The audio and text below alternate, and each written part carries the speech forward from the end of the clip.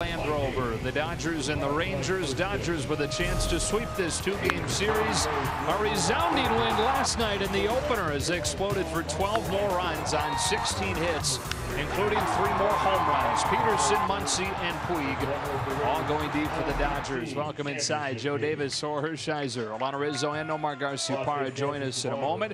And in this month of June, this offense by far has been the best in baseball. They've been fantastic. And you know what? Since June, they have changed their approach. Before, it was a pull-conscious offense. They were right near the top in pulling the ball. But now they're going the opposite field. You wouldn't expect that with all the power, but they're letting the ball track. They're driving it the opposite way, and they're getting it in the air for those home runs. And they're getting a starter off of the disabled list tonight. Kenta Maeda, who was so good before he injured that hip, is coming back. Yeah, this offense has carried him. The pitching staff needs some help, and especially in the rotation. Kenta Maeda averaged over 5 innings a start when he was healthy, and now the Dodgers need that because they've only averaged 3 2/3 innings from their starters in June. They need some length out of Kenta and his quality. All right, let's go down to Alana Rizzo. All right, Joe, thanks very much. With the activation of Kenta Maeda off of that disabled list, there was a roster move earlier today. Right-hander Daniel Corsino was optioned back to Oklahoma City after 3 innings of work last night, which leads us to believe perhaps Caleb Ferguson is in the mix for another start. Dave Roberts wouldn't commit necessarily to saying when he would start again, but it could likely be this Sunday against the San Francisco Giants. As far as that rotation is concerned, it's Ross Stripling against Derek Holland on Friday. It looks like it's going to be Alex Wood with an extra day of rest. He will go up against Madison Bumgarner, then Chris Stratton, and TBD on Sunday. All right, Alana, the Dodgers and the Rangers with Nomar in the house, breaking down Justin Turner tonight after his 2-hit performance last night.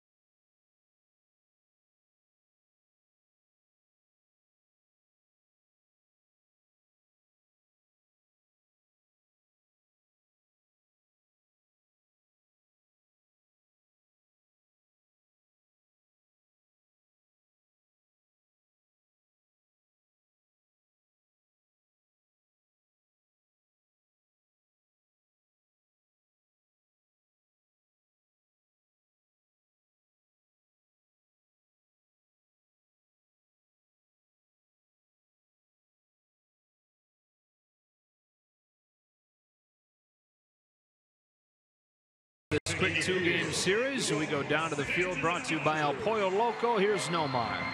Well, we have another Dodger spotlight today. I'm sure all the fans have been waiting for this. Justin Turner, we're going to highlight today, the Red Dream. It's so good to see him back out there in the lineup. You know, obviously coming off that injury, we know his history. He goes getting drafted in the 7th round from the Reds to the Orioles to the Mets. But all that really matters is when he's wearing Dodger blue. The impact that he has made on the Dodger ball club since he's put on that uniform has been unbelievable. A well-deserved contract with the Dodgers, and obviously the injury to him at spring training was devastating. But if we look back at what the Dodgers have done, we've been talking about it since May 17th, and their record being 18-6, it's not an accident that 2 days prior to that run that the Dodgers have been Justin Turner came off the DL. Yeah, no question. And the offense has been clicking, more than 6 runs per game during that time. Let's meet the Rangers lineup here for Game 2, brought to you by Blue Shield of California, with Shin-Soo Choo to lead it off, then Delino to Shields. And get your first look at Nomar Mazara this week. He's their top young player. He was scratched last night because of flu-like symptoms. The veteran Beltre bats cleanup, followed by Profar and Gallo, with Robinson Chirinos doing the catching and Rougned Odor at second. Maeda with his first start since May 29th, when he was taken out with a groin strain against Philadelphia. The 2 starts before that, Oral, he had given up 4 hits over 14 2/3 shutout innings. He's really become an outstanding pitcher, and he's multifaceted now with the changeup, not just the slider. He'll use the dewdrop curveball to steal a strike here and there, but it's mainly fastball, slider, changeup. And he's been able to maintain his velocity when healthy, the same kind of velocity he had when he came out of the bullpen that really woke up the second part of his Dodger career here. I really look forward to watching him pitch tonight, and that's what I hope he does. With all the strength and being out for 2 weeks, I hope he's out there to pitch. 30 years old, out of Osaka, Japan, is the Dodgers at 8-2 here in the month of June, sitting 2.5 back of the Diamondbacks in the West after they lost their game already today. Get ready to play these Texas Rangers. Dodgers winning Game 1 12-5 last night. The 5th consecutive loss for Texas, which at 27-42 has the worst record in the American League West. All ready for baseball, and off we go with a pop fly into short center field. And Kike Hernandez making the start there tonight. 1 pitch, 1 out. Speaking of Hernandez and the Dodger defense, it's brought to you by Keck Medicine of USC. Dave Roberts. Right now the challenge is getting everybody involved, because it seems like everybody's playing well. Everybody is swinging the bat well. At times it was like, we have to keep Kemp in there. We got to find a way to get Grandal in there. And now we move everybody around to make sure Max Muncy's in there. But everybody has gotten hot, so everybody's getting an opportunity. Isn't it odd to look at the lineup and say, wait a minute, where are Muncy and Peterson? That is odd. It's a nice problem to have. Maeda to Delino to Shields. Ball 1. The Shields going through a nice stretch. 5 for his last 8 with a couple of walks after a 3 for 35 slide. That one hits him in the helmet. There's a slow curveball at 77 miles an hour, and just really the whole thing is a surprise that a big leaguer would hit you on the top of a helmet with a curveball. This is something that kind of happens in Little League. Young guys and girls learning how to spin the baseball, that kind of happens. Rarely does it happen up here.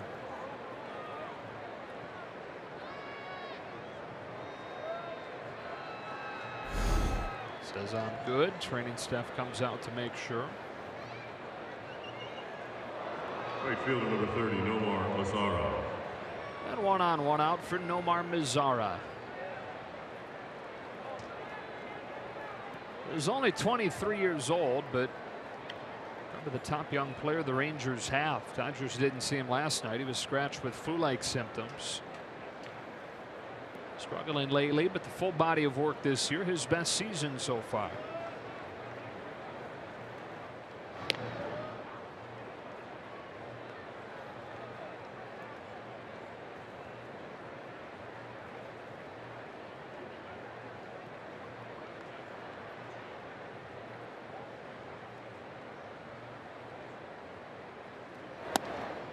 Strike one.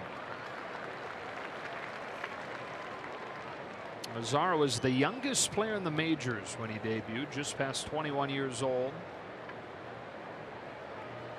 It was 2 years ago. He's the American League Rookie of the Month in his first month. It's one of the best debut months in Rangers history. Breaking pitch falls in for a strike, quickly 0-2. It's a good ballpark to break into if you're an offensive player. Yeah. You can feel very comfortable, especially if you can get the ball in the air to right field. It really carries to right field in Texas. Takes the ball 1-2. Can't be a fun place to be a pitching coach, is it? It's amazing. You're right in my brain. I was going to say, you know what? There's a lot of job insecurity there. We had a pitching coach for the Rangers. It was really hard to get free agent pitchers to come there because when they leave, their stats are probably not going to look the same. Bouncing ball softly to short. Taylor waits on it, feeds Forsythe, who whips it to first for a double play. And on 7 pitches, Maeda faces the minimum in the first. The Dodgers get ready to face Cole Hamels.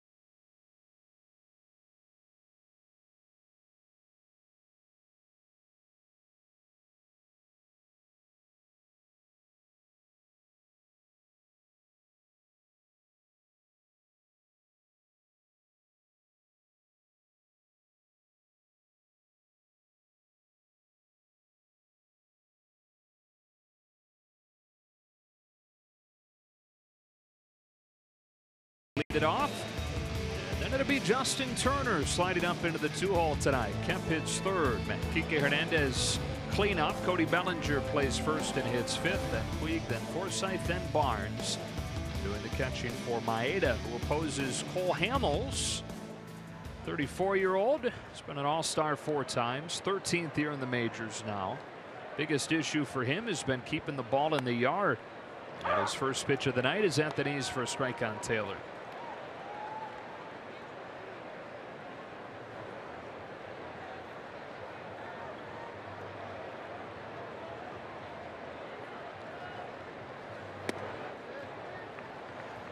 Dodgers going to see a few more of that last pitch. The curveball is one of the best in baseball, and the usage has really gone up as he's lost a little velocity on his fastball. He's gone to more of the secondary off-speed pitches. Line drive center field, and DeShields makes the catch on that sinking liner. Brings up Justin Turner, who steps into the spotlight for the first time tonight. We go down to Nomar.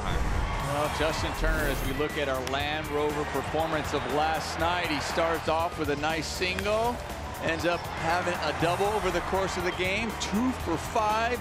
We look at Justin Turner when he came off the DL early on his first 4 games, batting well over 400. In his next 16, kind of struggled a little bit. It was good. He got some rest back in the lineup last night. Hopefully that gets him started as well. Let me tell you guys from experience, wrist injury, not really easy to come back from and be able to play on a consistent basis. It really takes a toll over time. He's going to have to deal with it for the rest of the year, but no question, he makes an impact when he's in that lineup. Took a strike on a curve. Hamels back downhill 0-1, and Turner lifts a fly ball to left center field that sends Chu back, turns, it's gone. Justin Turner's second of the season puts the Dodgers in front here in the first.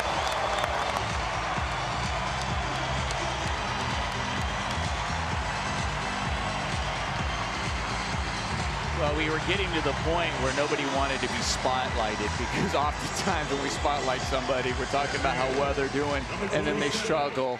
Well, Justin Turner just changed that, and it's no surprise. He gets a nice off-speed pitch, stays on it, even though it's on the outer half. But we talk about his bat through the zone. I've even done this back at the studio, talk about how flat his bat actually stays through the zone, gets in there early, stays through it. Even if you're off a little bit on your timing, his bat stays through the zone long enough, and he obviously has power that he can still be out in front and still drive it out of the ballpark. Matt Kemp now takes one up and away, and it's 1-1. And Nomar, JT's gotten lumped into the launch angle conversation, and there's good reason for that. But what you're touching on is really what makes him so special, and that is how long that bat stays in the hitting zone, and the launch angle becomes a product of it, right? That's totally true. It's not, he doesn't think about launch angle. He does talk about getting out in front and lifting, but that's what he's thinking. That's because when he used to find himself in trouble, when he was struggling before he came to the Dodgers, he used to just spin off the ball, just stay back on his back leg. Now getting out in front with the leg kick, when he does that, his bat actually gets in the zone and stays in for a long period of time, flat through it, and then he drives the ball. He may be thinking that, but that's not often the result, and the results are a byproduct of his swing path, consistency at the plate, and he really does know how to handle the bat. When I look at what the Dodgers have done, we talked about it since he's come back from the DL, and we talked about how offensively they changed. It's really about having quality at bats and situational hitting, productive outs. He came in here and he started doing that from day one, getting the sacrifice fly, productive outs, and everybody is fed off that. After Kemp takes strike three, Hernandez lines out the third, and the inning is over. But Justin Turner's solo home run has the Dodgers in front.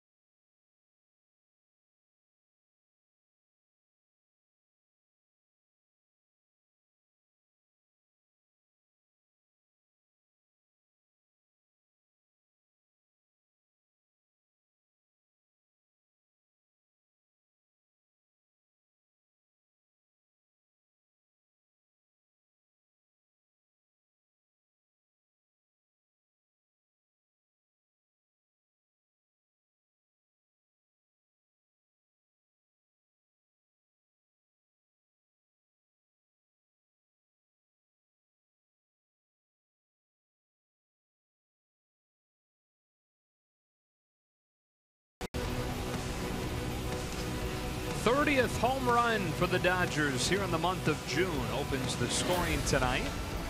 They're on pace to shatter the all-time record for a single month for any team. Adrian Beltre starts the second, takes ball one from Kenta Maeda. Came into the game all on pace for 75 home runs this month. The record for a calendar month is 57. It's amazing to think about where they were at the beginning of the year. struggling with runners in scoring position, struggling to hit a home run. When they did, it was a solo shot, and now on pace for a record by far. Blowing it away.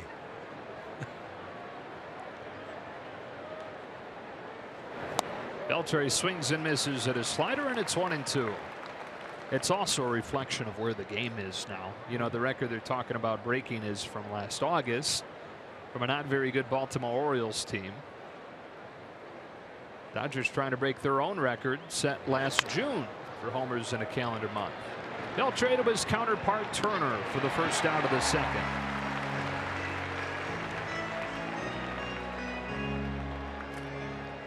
Shortstop, number 19, Jurickson. So much equity when a team leader is doing well on the field. I thought Justin maybe lost a little bit of that, getting picked off third base yesterday with 2 outs. It's hard to be a voice when you make a mistake, but that home run put him right back on top, I'm sure. Jurickson Profar with the bases empty and 1 gone.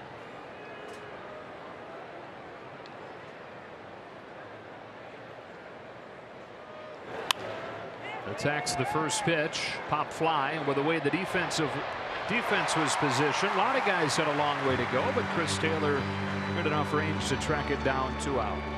And that is 5 outs on 12 pitches for Maeda.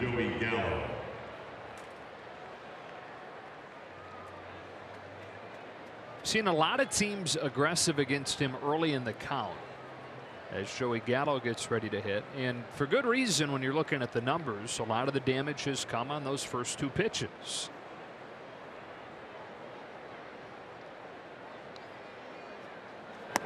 Ball 1. Teams are trying to attack the fastball. They don't want to get to the changeup and the slider. They don't want to get to the fact that he can throw any pitch in any count. So if the fastball's coming 0-0, they attack it. Gallo digs it out. High fly ball to deep left center. Hernandez sizes it up and makes the catch. That thing was up there forever and playing games with him, swerving back and forth. Back-to-back 7-pitch innings for Kenta Maeda. 1-0 to the bottom of the second.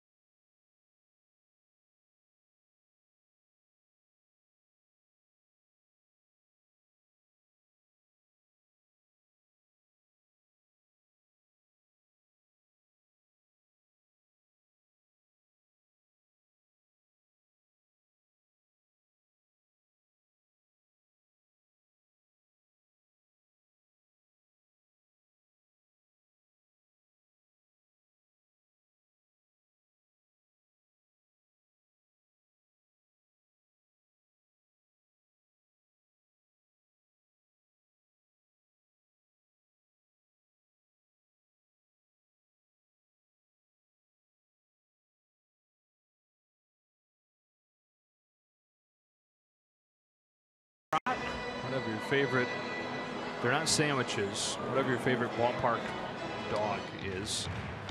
Cody Bellinger to lead off this second against Cole Hamels, with the Dodgers in front 1-0 on Justin Turner's solo home run.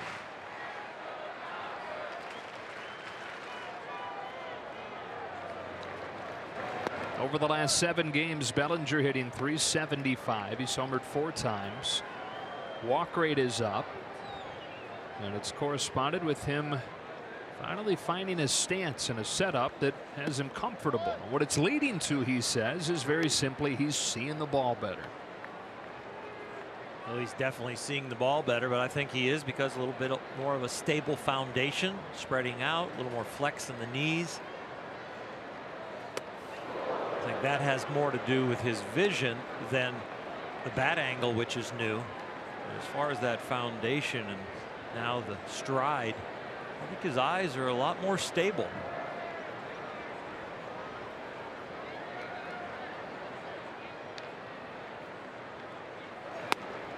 Three and one. In the previous setup and swing, there are a lot of different little timing devices where if one of them was off, it would throw the entire swing off. And so what Cody's trying to do is just simplify, go up there and hit. Fouls it off and the count goes full. You know, early in my time, I used to plot hitters' eyes, and so I would take a grease pencil, if anybody ever knows what that is, and mark their eyes at the beginning of their swing as you're about to release the ball, and then mark their eyes when they're swinging the bat. And for me, in Cody's last stance, his eyes would drop a good 6-7 inches. Payoff. He takes ball four, calmly watching that thing into the mitt. That would tell me you can elevate the fastball and also throw the breaking ball. I wouldn't throw him anything soft because he would be able to adjust to the speed and also what the ball was doing a little bit better. From one hot hitter to another as Yasiel Puig comes up for the first time tonight, hitting .337 with 8 home runs since coming off of the disabled list in early May, and big time numbers this month. It seems like every one of these young hitters, and now they're growing into be called veterans, have made adjustments and are getting comfortable with them, and Yasiel is another one. You're not wrong, but it is weird to think of him as a veteran. Strike one. It is. I mean, you think about Jock Peterson, you think about, you know, Cody Bellinger 1 year in. Okay, he's a sophomore. You think about Yasiel Puig, but these guys are no longer really considered young players. I would think Cody is, but not Jock and not Yasiel. It's 27, 6th major league year. If I was going to expand that group, I'd put Kike Hernandez in there. He's another guy that's, you know, no longer in their youth and learning the game. Now you're a veteran that needs to make adjustments back to the league. And Jock has made some really good ones over the last year or so.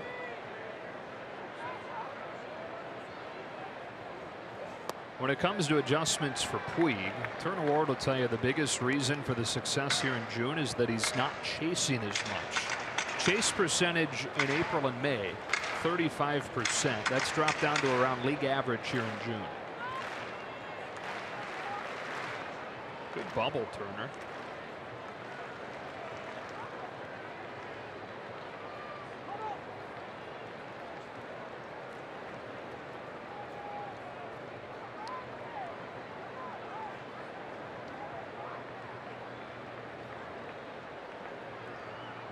Hamels home with a 2-1, and Puig takes it down and away. Ball 3.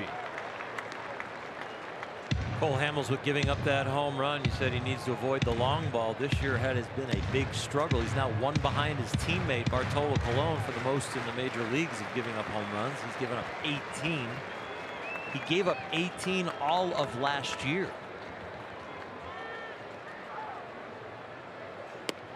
8 of his 11 pitches this inning have been balls, and back-to-back walks have him at first and second. Second baseman, number 11, Logan Forsythe. Bartolo Colon losing pitcher in last night's game. Rangers 27-42 right now, 17 games back in the West. Kind of an awkward position where they have some good young players. They have a couple trade pieces, but a little bit caught in between. They're not in a full rebuild, and they're not in a spot where a full rebuild makes sense because of those young pieces. Logan Forsythe, strike one. It's going to be a hard equation for John Daniels, their general manager, the guy really calling the shots at the top. Is he going to go full rebuild, or is he going to try and patch it together? Ground ball, diving stop at third by Beltre. And the runner is called out for changing his path on the way to the bag. Bellinger's the first out. And up to second goes Puig. Forsythe safe at first, center fielder's choice. When you create your own baseline, Logan Forsythe hits this bullet, but Adrian Beltre has played that third base bag for a long time, and you've got, you don't have that far. You see he goes a good 6-8 feet away from the base path that he created himself, so Beltre couldn't tag him, but he was out of the baseline. And he's the subject of our defensive spotlight tonight, brought to you by Keck Medicine of USC. As good as it gets over there throughout his career, his likely Hall of Fame career. 2 on 1 out. Austin Barnes takes ball 1. Hamels having a hard time finding the zone here in the second. The back-to-back walks and now falling behind Barnes.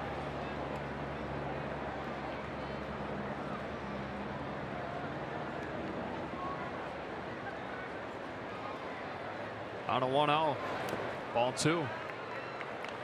The thing I hope for Austin Barnes is that with Yasmani Grandal's great start to this season, and Austin came into this season thinking he was going to get a little bit more of the majority of the playing time, but his bat slumped early. Yasmani took off, and I hope now with the sporadic playing time at times that he gets, he doesn't press like he did at the very beginning of his career, trying to get 3 hits in 1 at bat.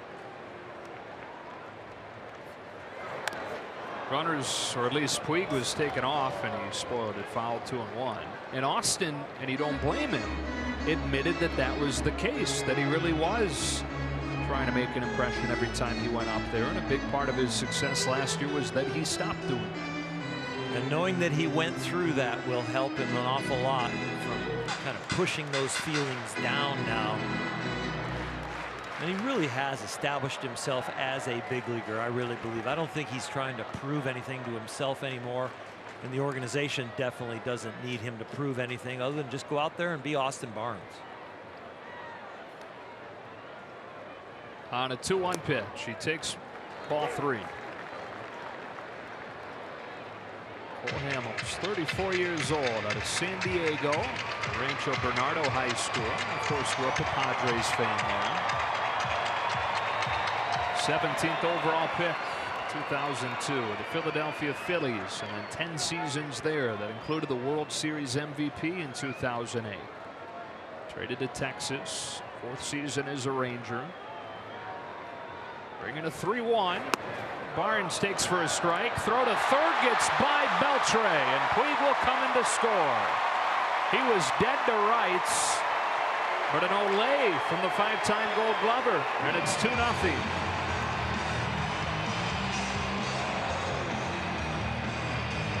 Did Adrian Beltre lose track of the count? Did he lose the ball? What happened here? He just flat out misses it. Looks like the footwork kind of gets a little narrow around the bag. Does he lose his balance? Rarely see this. Oh, he was going down to block it like it was going to be low and hit off the base and went through the wicket.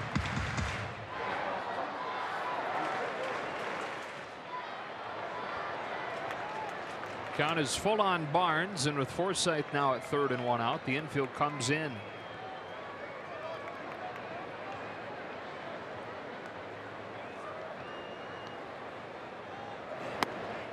Barnes looks at strike 3. It was a very big cut fastball. Austin, I guess, reads it as away. This thing really cut a long way. That's like a large John Lester cutter. He's been pitching well, by the way. Good chance the Dodgers see him over the next couple weeks. 7 games against the Cubs in a 10-game span. The 2 out, it's Maeda, who hacks the first pitch foul. Isn't it funny how the cream tends to rise to the top? The Nationals, the Cubs, the Dodgers all off to slower starts. Nationals now in first place. Cubs have gotten it together. And the Dodgers have as well. 0-2. Does that mean we should worry about the Seattles and the Milwaukees and the teams that are up there that maybe, for their sake? Yeah. There's a lot of luck in what they're doing a little bit because of the close games they're all winning. They're winning too many of them. 22 one-run wins or something like that for Seattle. Hamels sits down Maeda. Back-to-back Ks avoid further damage.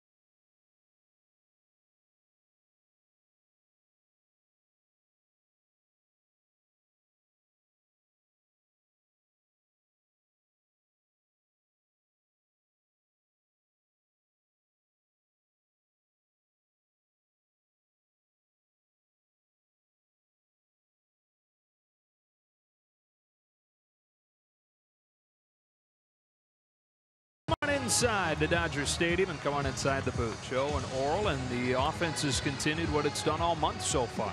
It's been really nice to see these guys swing the bat, putting pressure on Cole Hamels. He has trouble with the home run ball. Justin Turner treats him to another one. And I'll tell you what, Kenta Maeda so far have been very efficient. 7 pitches each of the first 2 innings. That's how you like it. Yeah, you're going against a team that swings the bat. They strike out an awful lot with Texas. Kind of a soft landing when you're coming off the DL after being not out there for 2 weeks. This is a nice place for Kenta to be with a lead.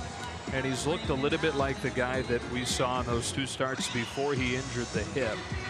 But what he was doing, that was the best we've seen him in a Dodger uniform. You go those 2 starts before he got hurt. Hadn't given up a run over 14 2/3. And in those 14 2/3, he had 20 strikeouts. It's really, you look at his stuff, and there's nothing there that you go, oh my gosh, that's unbelievable, except the slider. But then when you evaluate it in a whole and you look at it statistically, you go, you know what, because he can throw any pitch in any count and he's been attacking to specific places, it really has taken up his strikeout totals. In fact, top 5 in baseball in strikeout rate. Bottom third of the order here for the Rangers in the third. It's Robinson Chirinos to lead off, and those 79 Ks that you see, that's the highest strikeout percentage in baseball. Maeda's first pitch of the third. Dots the corner, strike 1.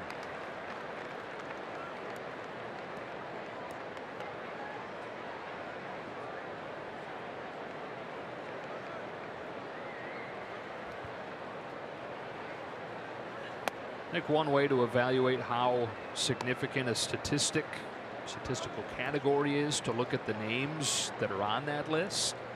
That's some pretty darn good company that Kenta Maeda and Ross Stripling find themselves in.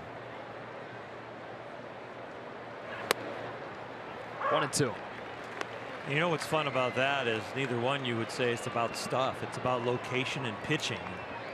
That's very refreshing to me when we talk about guys that are really out there trying to break hitters down, attack their weaknesses, and make pitches, compared to throwing 95 and above and just cutting it loose with great movement. Maybe you got a great breaking ball. I think Max Scherzer is a pitcher with elite stuff. Same thing with DeGrom, number 2 on that list. Yeah, and I think there's one in the wings that's coming. He's on the DL right now, but Walker Buehler looks like he might be that type of pitcher. Chirinos able to lay off, and the count goes full. We were talking about that before the game today. Just life of stuff from starting pitchers, how it looks out of the hand. It feels like those three guys, Scherzer, DeGrom, and Buehler, how they look right now, because normally Clayton Kershaw would be right in the middle of that conversation too, but how they look right now with the way the ball's coming out, they're in a league of their own. And our category is starters, because of course you could go to some relievers and go, oh my God, I can't believe they didn't name this guy or that guy starting or relieving. But you're right. NL only too, I think we're talking. Yeah, and I think what comes out of their arms is velocity, movement, ability to spin the ball, maybe two breaking balls, the slider and the curveball. Chirinos turns on it. Skyscraping fly ball towards the foul pole. Matt Kemp is there. Take a book out, read a chapter, wait for it to come down and catch it. Chirinos, after a long battle, the first out of the third. A couple of those so far. Kike Hernandez had to catch a really high fly ball near the wall. Now Matt Kemp shoving himself over there into left field. The Rangers probably going back to the bench going, okay guys, just let's get the launch angle down a little lower. Nomar loves those comments. Here's Odor with one out.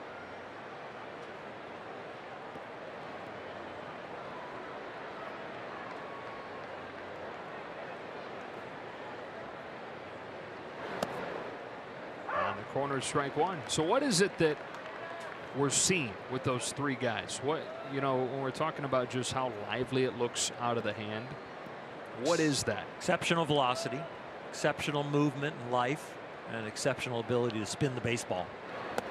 And you got to do that and know where it's going. And they have all three.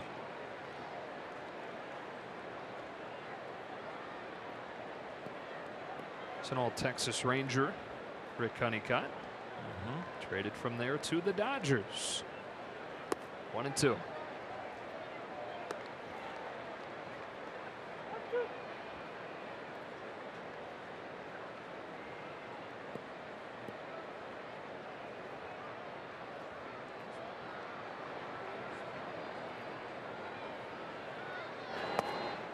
Count evens up on Odor.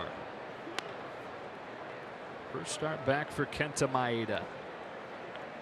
11 start total this season. Some minor adjustments recently into between starts, bullpen sessions, slowing things down. And it has paid off for him. That's down the line. First hit of the game for the Rangers. Puig cuts it off, and Odor knows better. Maeda trying to do something that he's had a hard time with, and that is get through the first few innings unscathed. 20 of the 23 runs that he's allowed this year have come in the first three.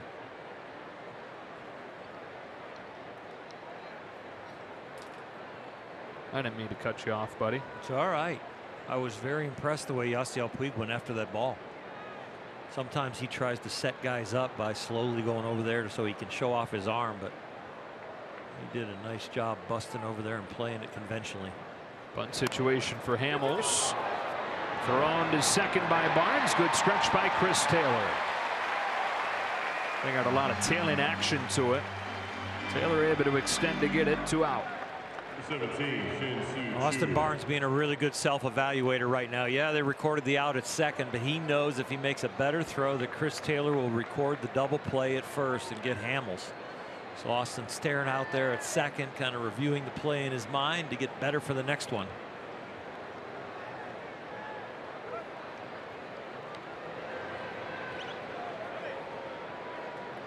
Second time through the order. Here's Shin-Soo Choo.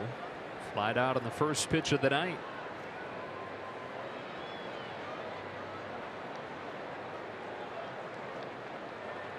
Choo 35 now in his 14th year, taking ball one.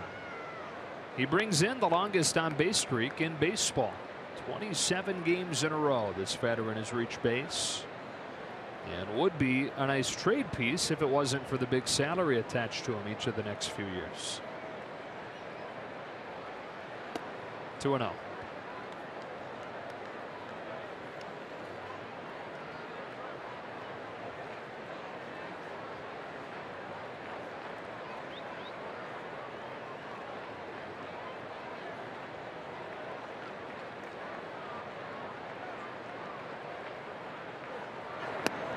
Three balls, no strikes. Kenta showing some respect to his power and how hot he has been.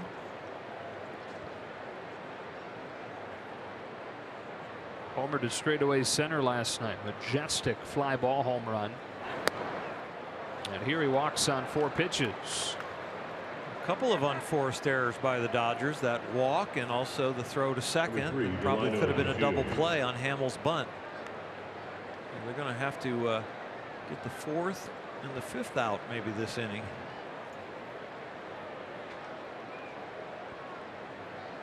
The Shields got plunked on the helmet his first time.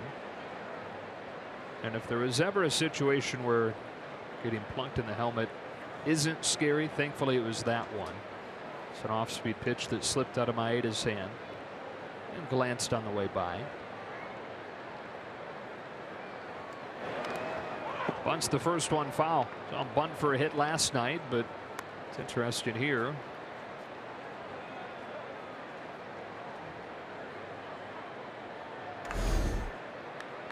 A breaking ball that came out the top, 77 miles an hour, and more surprise to everybody than danger.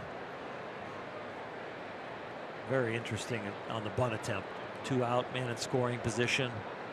Pitcher on second. I think you want to be swinging the bat. Especially when you're swinging a hot bat like he is. That's overthinking it. And then he takes one right down the middle and he's in an 0-2 hole. Manager Jeff Bannister.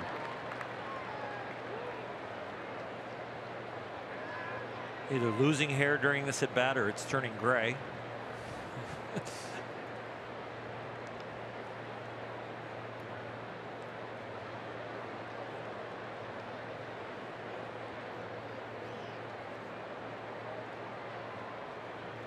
Oh, 2. A slider tapped back to him, a juggle. He recovers. And after back-to-back 7-pitch innings to open the night, he throws 20 here, but the same result, a 0 and a 2-0 lead.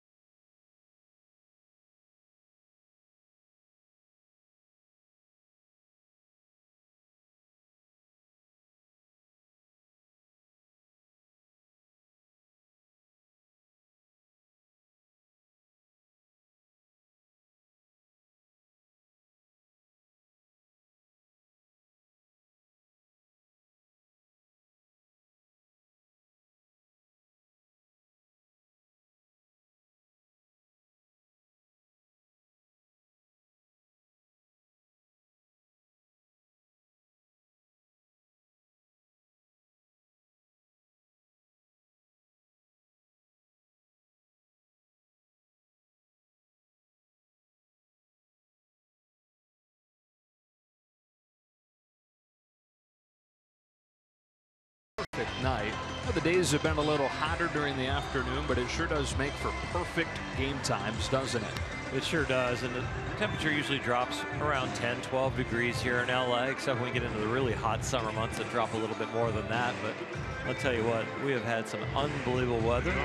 Another off day tomorrow for the Dodgers, but then the Giants come in for probably what is going to be a beautiful weekend, especially if the Dodger bats stay hot. Second time through the order coming up here. Chris Taylor started the game by lining out to center.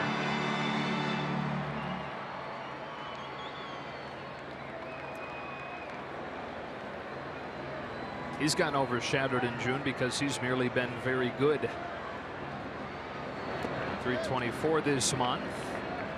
And as valuable a piece as any. We talked about this last night, but when the team was going through struggles as an entire group early on, if you could have handpicked 1 or 2 guys to get headed in the right direction, he would have been near the top of that list.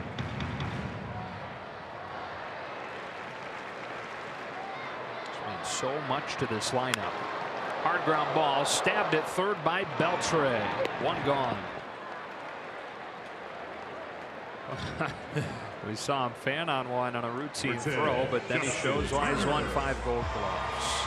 39-year-old with cat-like reflexes on that one. Trying to get a little redemption compared to the ball that Puig was running to third on a 3-1 pitch that he missed. This one, nice job in a couple different ways, trying to block it, but also got it in the leather. Well, the base is empty and 1 out. Justin Turner homered his first time, Nomar. Yeah, and it was really impressive just because it was a pitch that was off speed. It was on the outer half of home plate, and he still pulls the ball. And the reason being is because he doesn't pull off the ball. As we look at a Carl's count, is Justin Turner, his bat's through the zone. Yes, he has a stride, but even as he strides, all of his weight isn't necessarily going with it. He still has enough, even if his timing is off a little bit, where he can be out in front. He still has enough in his legs and in his upper body to still have the power to drive the ball out. So his bat flat through the zone, it gets in there. So even if he's maybe a little bit late, his bat gets in the strike zone, and if his timing is off and he's late, he actually hits a line drive and drives it to right field. Out in front, he's able to pull it just like we saw out of the ballpark. Behind Hamels 1 and 2 here. The lefty rocks and deals. Fouls it again. And so what I'm hearing you saying is that his swing is much more forgiving. Absolutely. I think, you know, I did a breakdown one time when you actually see how flat right there, it actually gets there just kind of behind him just a little bit, even though he's talking about, oh, I want to get out in front. That's true, but the barrel ends up getting there and flat through the zone. He gives himself a margin for error with regards to timing. A lot of the guys that we have seen who are maybe, you know, when Cody Bellinger struggles, the bat was in the zone and out of the zone. It had this loop to it. And a lot of times when guys are thinking about launch angle, rather than thinking that that's just a result of a good swing, when they have a tendency to try to lift, well, their front shoulder goes up, and then next thing you know, the barrel's in and out of the zone rather quickly and no margin for error. Slaps this one the other way. Nice play at first by Gallo, and Turner is out number 2. Both corners coming up with nice defensive plays in the third. Number 27, Matt Kemp. Dodgers 2, Rangers nothing. Matt Kemp to the plate.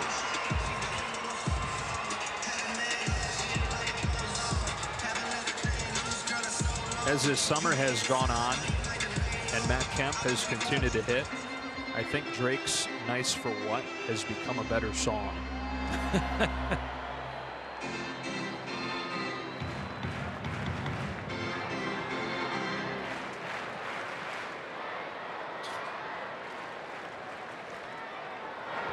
Takes ball on. I know you had it as your ringtone in like January though, so you're all over it. I've got to come clean. It didn't happen until like February. You're a little behind, but you got there. Yeah, it happens. Had him fooled. 1-1. Good article from Tim Brown on Yahoo.com about Matt Kemp last night. And his career turnaround this season. This 1-1 from Hamels. It's a chopper to the hole at short. This will be a long throw for Profar, and it gets by Gallo.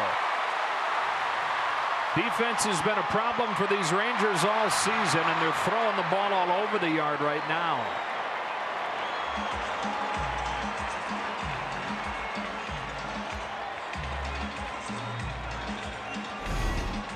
Profar's throwing problems have never really settled in. He has never really found a consistent arm where he can be accurate and powerful. It seems like something is always off. It is not consistent enough to really show off his ability at shortstop and catching the ball, because his throwing has always been a problem. Part of it is that he's had the shoulder problems. Part of it is he's just not had an everyday opportunity until now. And there's a good chance his everyday opportunity is ending soon, with Elvis Andrus set to come back from the broken arm. Reminds me a little bit of D. Gordon here with the Dodgers in the years when he tried to play shortstop and really couldn't figure it out, but then settled in at second base. Strike one on Kike Hernandez. That is ruled, by the way, a single for Kemp, advancing to second on the throwing error.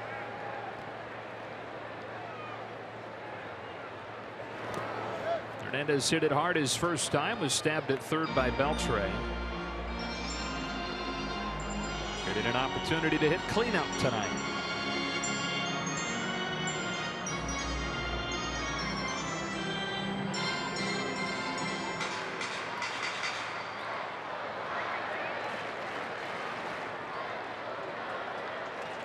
Dodgers trying to make the Rangers pay for the bad defense.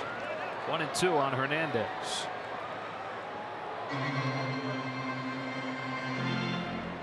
Astros are hitting in some tough luck in Oakland. They're only up 10-0 in the second.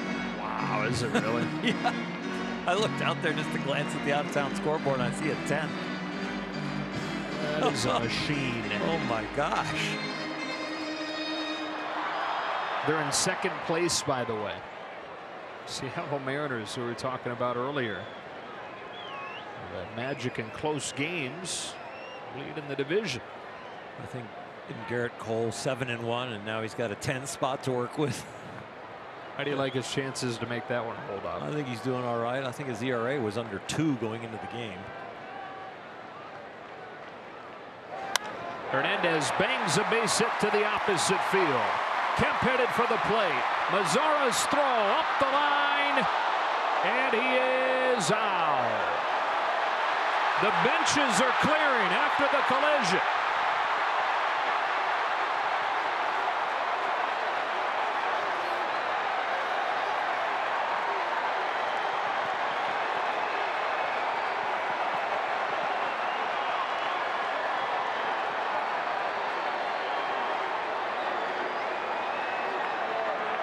Unless the catcher is in the act of fielding the ball, he has to give a path to home. And until we take a look at the replay, it's hard to give you anything other than that. So it is not automatically illegal to run through the catcher now.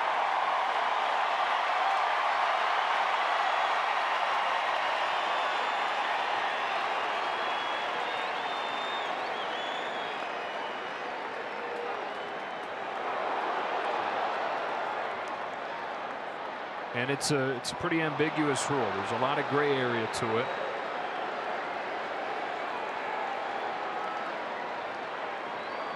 I don't see a path there, unless you want him to run around the outside and reach back, but that ain't going to happen. But was he in the act of fielding the ball? And is that why there's no path? It'll be interesting.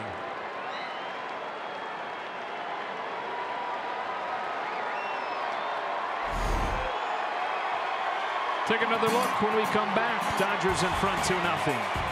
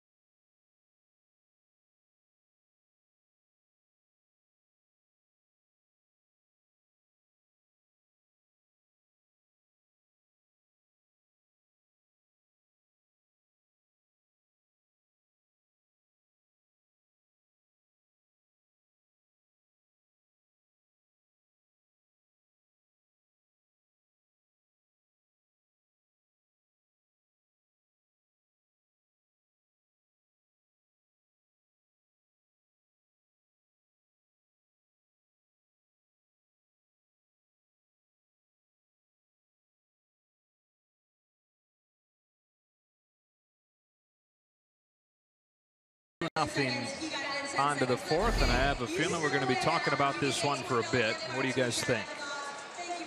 Well, for me, I don't understand where he's supposed to go to get to home plate. Maybe by the letter of the law, he should be kicked out of the game, but I don't understand where baseball is with this one. I think he might have got kicked out only because of the scuffle afterwards, because if they kicking him out strictly for that, then, I mean, you know me, I hate this rule. I think it's brutal that this rule is actually implemented. But the fact that it is, you can still run over the catcher. If he's in the play and you're going in hard, you still got to go. You can still go in there. And that, I think, goes by the rule. I think maybe afterwards is the reason why they possibly got thrown out is, you know, you saw Chirinos push Kemp push him back. If that could be possibly why they're thrown out. But I think from the plate itself, there's no reason for Matt to get thrown out for coming in hard, especially when there is no path and you're just going in hard and as early as he got it, because I'm sure if there was a path, he tried to avoid it, but he just went in and was thrown out so much ahead of time. So I'm curious to find out more if that was the reason why. And just to note, guys, I think Robinson Chirinos has been thrown out as well. And I think that's exactly, that may be the reason, because they probably, as they discussed, the umpires were together and were probably going, okay, is it the play we're making a toss for, or is it the actual, that after what happened afterwards? If Chirinos just went and, okay, got an out and walked off, fine. I think it would have been fine. I think Matt would still be in the game. They'd both be in the game. But it was what this afterwards is what I think they made the decision to toss them both. To me, Chirinos is the one in the wrong right there. Matt was just getting up, and then he's the first one to shove him. And he also then puts his glove in his face. And at some point, you have to be able to protect yourself. I agree with you. I agree with you, Oral. You know, and like, you know, they're probably going, the fact that a scuffle started, both shoved, that's probably, you know, we'll find out more if when the umpires talk about it, if they're able to talk about it and give their reasoning. Nomar Mazar to start this fourth inning for the Rangers in a 2-0 game, and he looks at a strike. And I think the bottom line is, guys, that had the scuffle not happened, both guys still would be in the game. You know, Chirinos fielded that ball and had possession of the ball, which is a key point if he's going to be blocking the plate. But Kemp, once he establishes his line to the plate, he has the right to get there. It's a fine line for a catcher and for a runner to make that quick a decision. Am I fielding the ball, or am I blocking the plate? Do I have a path to get to home plate, or is he blocking the plate? Can I hit him? And it's all got to be almost decided in a split second. And that's what makes that rule for me a little bit gray, because it's not done in the correct time and space to give the athletes time to make that decision. On a 3-1 pitch, Mazara loads up and sprays it foul. Count goes full. And again, the key thing is, from the catcher's standpoint, you can block the plate if the throw takes you to that spot and if you have the ball. And he had the ball for a while for me, and it looked like he could almost change his position. But how do you expect a catcher then to look behind and go, am I blocking it? Am I still giving him a little bit of hole? You know what I mean? It's so hard for both of them to decide how to do this correctly for the rule.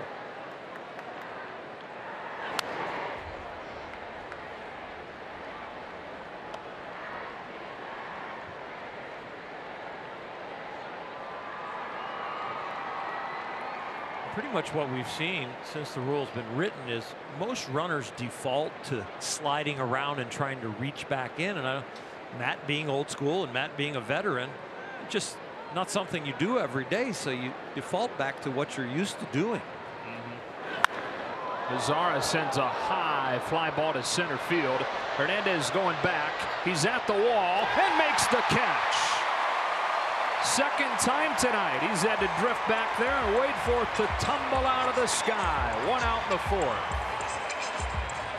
This has not been an easy sky, and the 3 high fly balls by the Rangers have been tough to play. 2 that Kiki had to play, 1 Matt Kemp had to play. And all of them just enough room.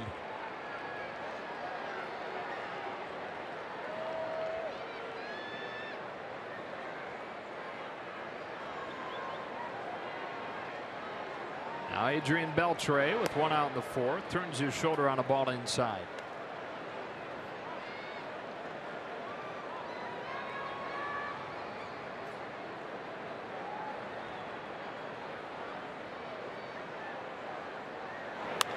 We have seen both sides of Adrian Beltre in this game. We've seen the aging third baseman who's dealt with some injuries this year.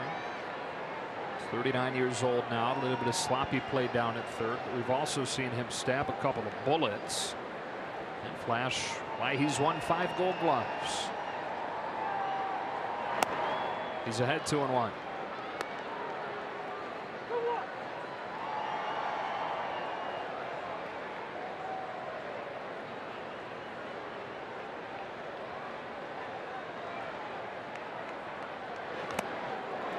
Cut and a miss, 2-2.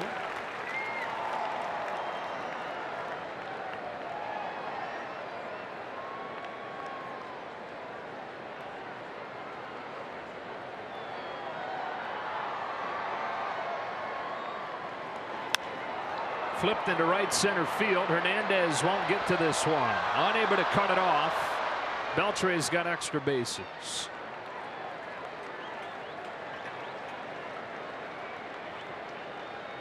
Number 19, Jurickson profile.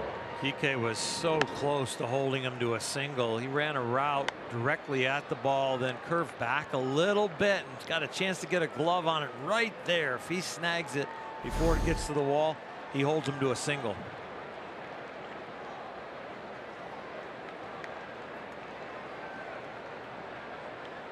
So the Rangers are the man in scoring position for the 5-hitter Jurickson profile.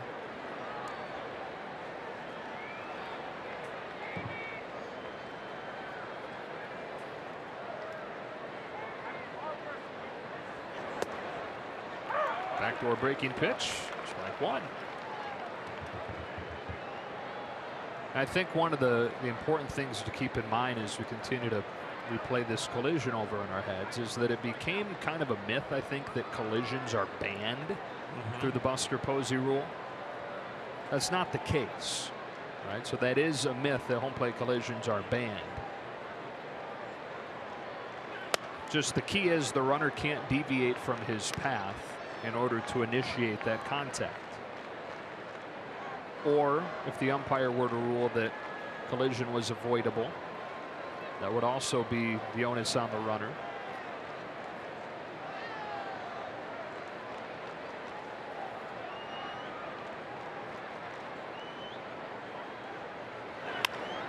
Flexed into short left. That's going to sink in for a base hit. Hernandez picks it off a bounce. A bullet to the plate.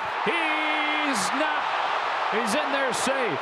Tag from Barnes a little bit late. Beltre with a nice slide to get under it. And it's 2-1.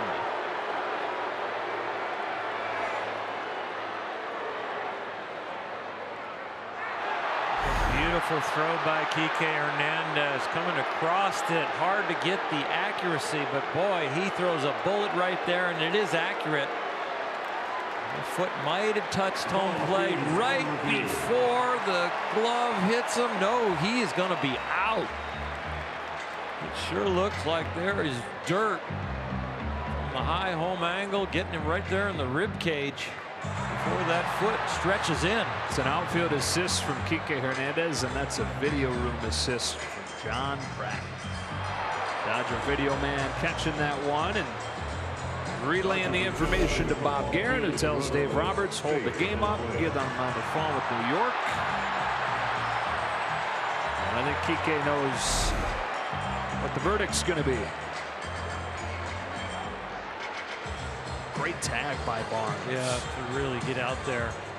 There's a great attempt on the slide by Adrian Beltre, because he's reading Austin Barnes as he comes in to decide where am I going to go. And when he sees Austin reach to the left, he goes to his left.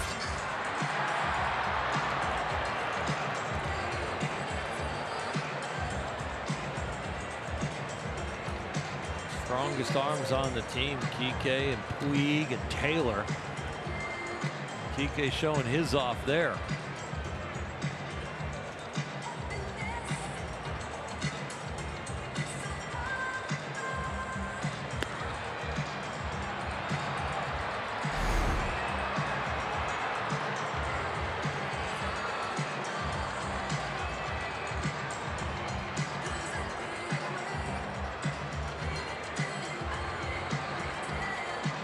hard in regular action speed to see both the tag and the foot, but I think when you slow it down from a few angles, you can see that that tag hits his jersey before the foot gets to the plate. New York just making sure that they've got clear and convincing evidence to reverse the call. Glove on the jersey and the freeze, but the foot has not reached there yet.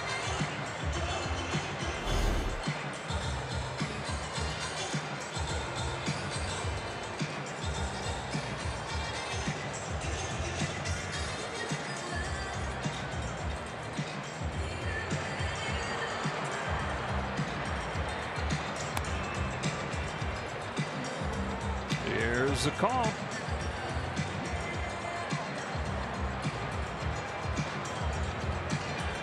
Wow. Not clear and convincing.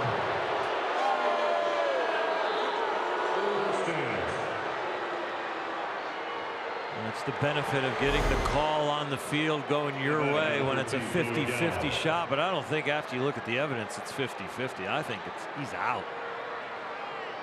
It's one thing going into a bag. It's another thing when the foot is above the plate. Sometimes it hasn't touched it yet.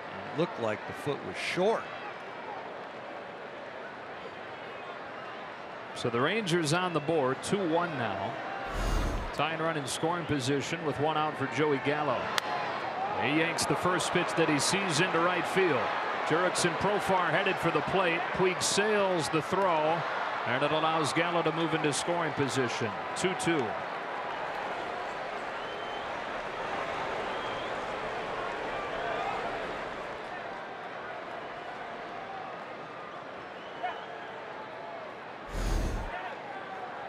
Base hit over there. Yasiel Puig coming in there, getting set to throw this one. We haven't seen this in a while where he launches it, just got the wrong angle with his shoulders. Looked like Beasley, the third base coach, was going to hold him up, and Profar went through it. And then it wasn't particularly close.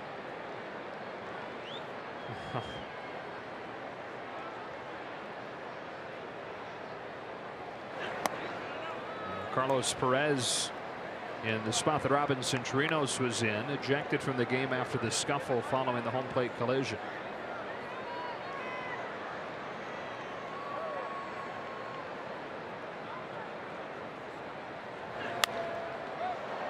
Left side of the infield, Justin Turner.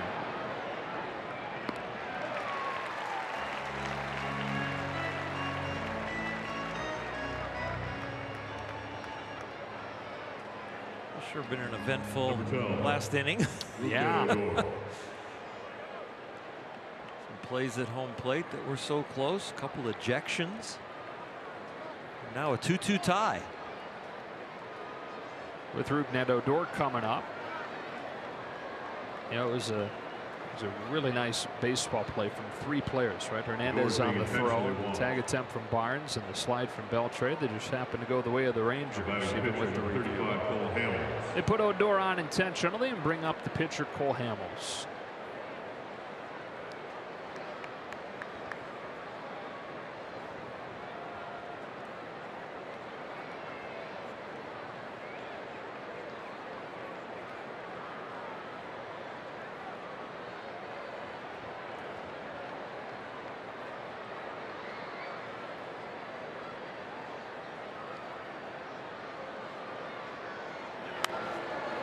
Nothing in one. Awful lot of at-bats for Cole Hamels in the National League, so not immune to swinging the bat well. Pretty fresh cut right there.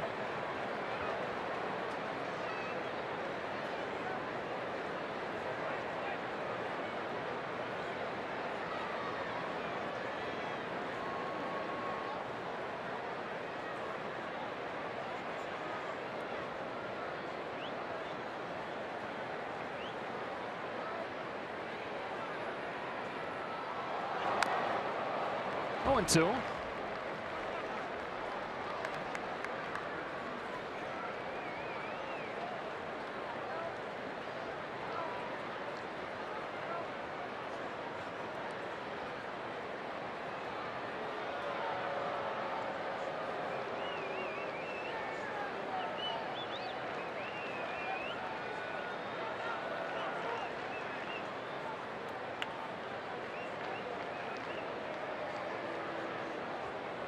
6 of the last 10 have reached against Kenta Maeda after he mowed down the Rangers over the first 2 innings. Here in his first start since late May. Spending a couple weeks on the disabled list with the hip injury. Trying to recapture that form from mid-May. He was so good. Home with an 0-2. And Hamill shoots it foul.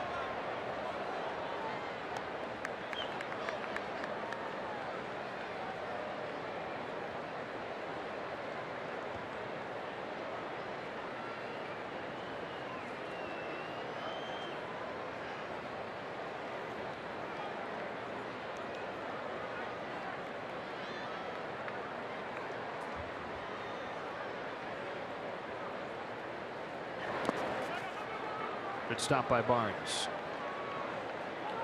Kenta Maeda has been out for a couple of weeks. First start back now at 56 pitches. He's the 5th hitter next inning.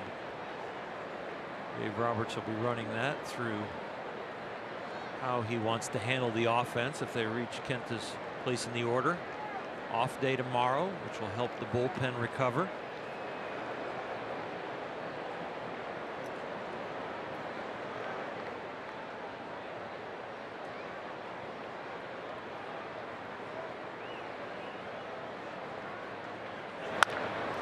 Hamill hits a soft ground ball to Forsythe at second, and that's that for the Rangers in the 4th. They've tied it at 2. Join T-Mobile in showing appreciation.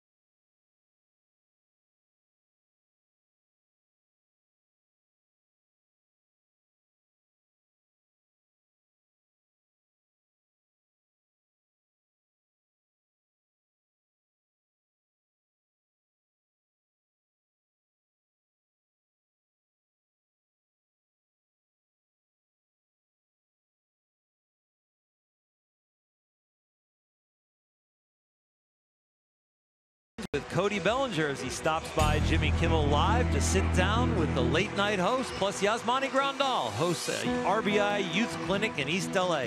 Don't miss Backstage Dodgers, presented by Cadillac, Friday after the postgame show on Sportsnet LA. Dodgers single runs each of the first 2 innings. Rangers tying it with 2 in the 4th. Joe Davis, Or Hershiser, Alana Rizzo, Omar Garcia-Parr tonight.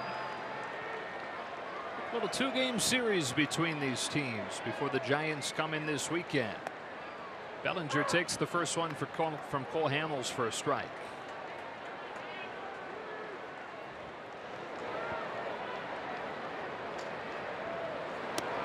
Now bends him back. It's 1-1. Hamels 34 years old now, mentioned from the San Diego area. Before his junior year of high school, he's pitching in a summer league game and went through his windup. One of his first pitches of the night, just like any other pitch, throws home, and as he lets the ball go, The bone connecting his elbow and his shoulder breaks. 3-1. Ball goes sailing over the backstop. He understandably crumbles down to the mound and had to have surgery on his humerus, which is what that bone is called. Can you imagine? No. Full count. I mean, how does that even happen? The only person I saw it happen to, I was there when it happened, was Dave Dravecki. He ended up having cancer. The bone weakened by the disease, and then the stress of pitching broke the arm. On a payoff, Bellinger takes ball 4. He's walked both times tonight. It's a miracle that he's pitching in the big leagues after something like that happening. Yeah, and then a bunch of other injury issues as he climbed through the minors. Not just pitching in the bigs, but for a 13th season after debuting when he was 22.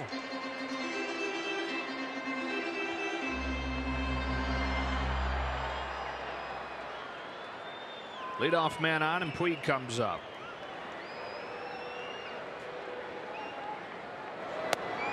Takes ball 1 after walking his first time and scoring the Dodgers' second run of the night. After that, something like that happens to you as a pitcher, you think the only way a guy makes it back like that is if baseball's his only chance. So Cole Hamels almost got a perfect score on his SATs. Yeah. Ground ball to first. Gallo feeding Odor. Hamels to the bag, not in time. Puig aboard. Not a fielder's choice. Yeah, 15-10 out of 1,600. Right. So he had other avenues he could have went. School was always really important for him. His parents both involved. His mom was a teacher. His dad was a school district superintendent. And in this life, he still stayed connected to education. Him and his wife opened up a school for orphans in Africa. More than 2,000 kids a year enrolled there. Here comes to Logan Forsythe, ball 1.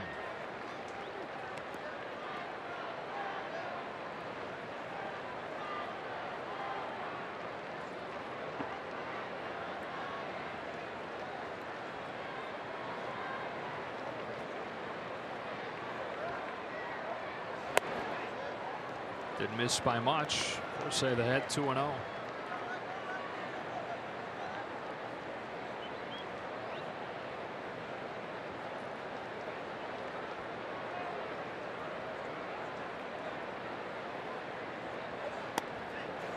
To the back door for a strike.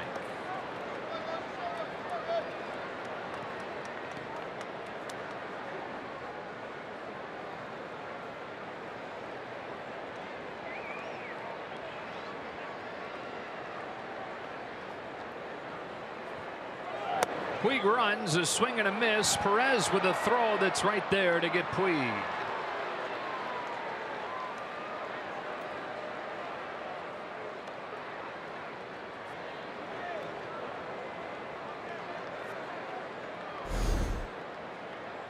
Yasiel a short lead, pretty decent jump, but tries to go with the swim move when he sees that he's going to be out.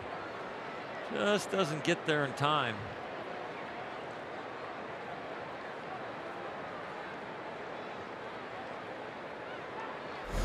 And now a 2-2 to Forsythe that he taps foul.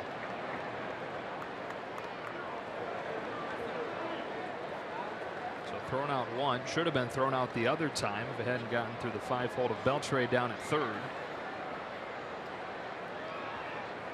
Led to the Dodgers' second run on a 2-2 pitch. Logan Forsythe takes ball 3. I think when Yasiel and George Lombard look at that, George breaks down all the base running, they're going to see that he could have been safe if he would have been reaching for the front tip of the bag instead of the middle of the bag or the back of the bag. It looked like he almost had a shot there, but the hand didn't go to the bag until like about 6-8 inches into it. Do they practice executing that swim move? Well, they don't practice the execution of the swim move, but he might tell him a new target. Like, you know, when you're making that, I want you to go for that front corner.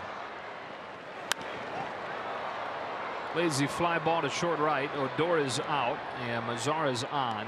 The Dodgers down quietly here in the fourth.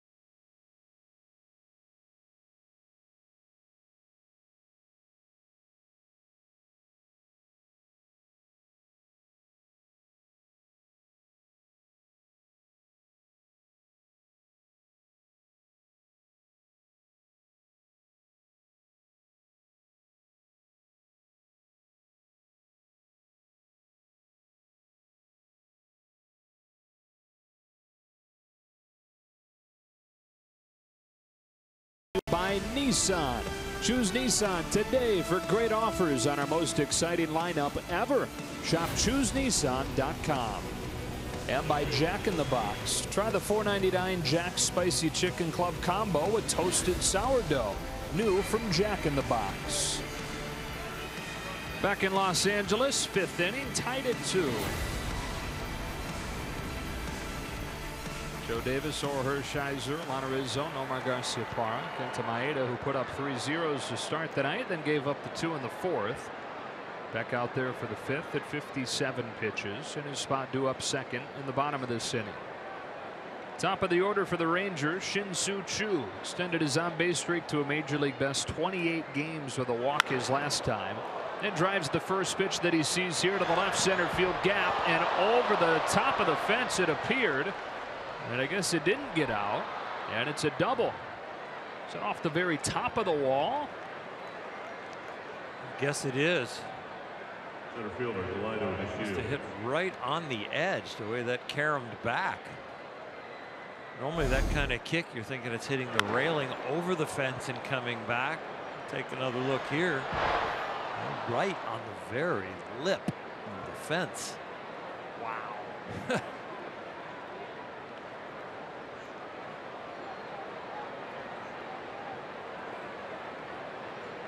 Jock Peterson got a home run last night that was to right field. It was probably about 3 inches further than that one. Hit the top of the wall.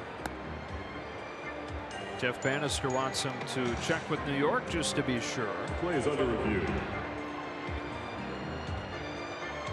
You will get a serious chorus of boos if this goes the Rangers' way with all the replays and what's gone on, but that is clearly still in the yard.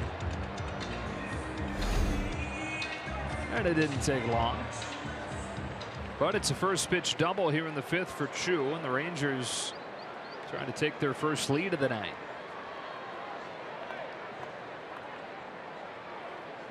The liner to Shields 0 for 1.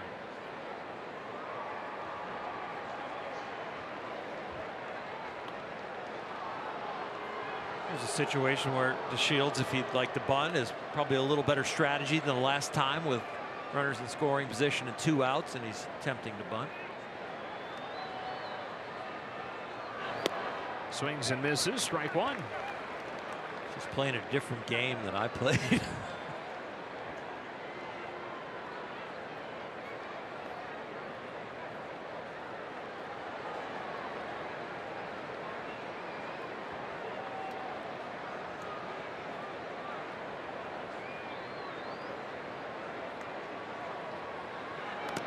Now he tries to lay it down, and it's foul. And it's 0-2. And And that was a ball, so he could have easily built the count back to 1-1. But he decided he would still attempt at it, even though it was up and in. Game's a lot easier from up here, though. The farther you get away from the field, the easier the game seems.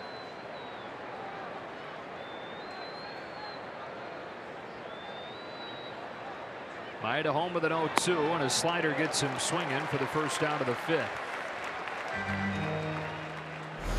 Well, the double set you back on your heels, but a strikeout like this can all of a sudden give you some adrenaline on the mound. Make you feel like this inning might still go your way.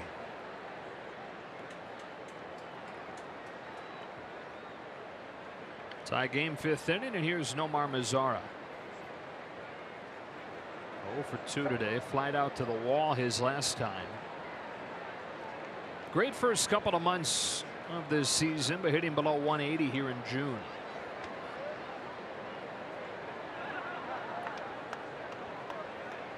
The first one from Maeda. He takes the ball.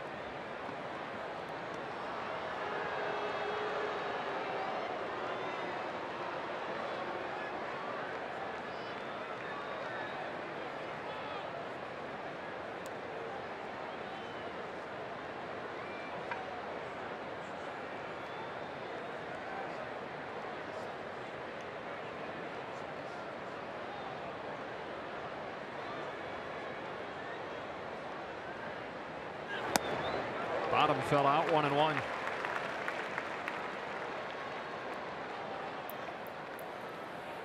Old Dodger Jesse Chavez there.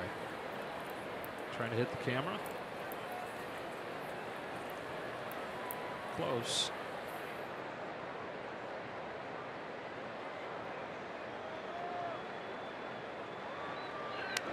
One and two. There's some odd cultures in bullpens. Everyone is pretty different. And flicking sunflower seeds at targets to see who wins. Does our camera have a windshield wiper? Yeah, I'm wondering the same thing.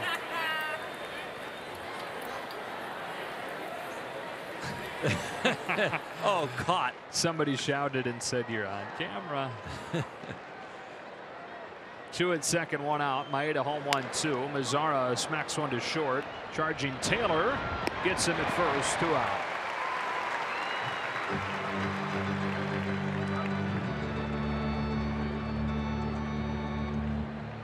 And so it'll be up to Adrian Beltre with 2 gone here in the 5th inning. We take a look at our Morongo slow-mo cam. One of the runs, Beltre sliding just under this tag from Austin Barnes. Well, Kike Hernandez, very strong throw in there, and I know this is the Morongo slow-mo cam, but I almost don't want to see it again. I thought he was out. It went all the way to New York. They reviewed a lot of different angles, and the call on the field stood. Even the reactions in the Rangers dugout said that they thought he was probably going to be called out as he takes ball 1, but having watched the replays up on the video screens, they look surprised.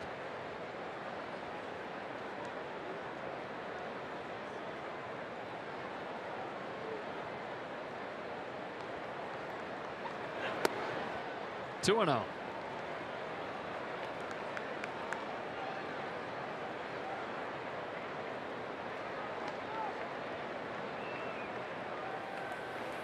Edward Paredes getting ready. That's a strike, 2-1. Beltre, by the way, his last time passed Ichiro for the most hits by a major leaguer born outside the U.S.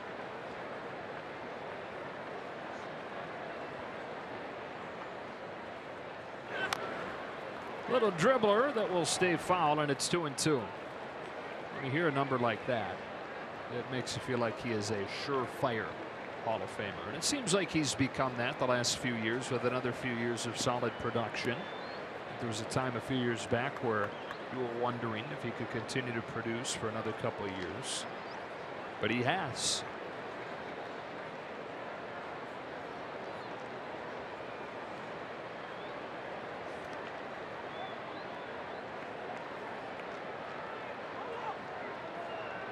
First 7 seasons with the Dodgers. Debuted here when he was 19 years old in '98. Some big seasons, none bigger than that 2004 year. Only Barry Bonds beat him out in MVP voting. He's worked it full. The Dodgers to the Mariners. 1 year with the Red Sox. 8th season in Texas now.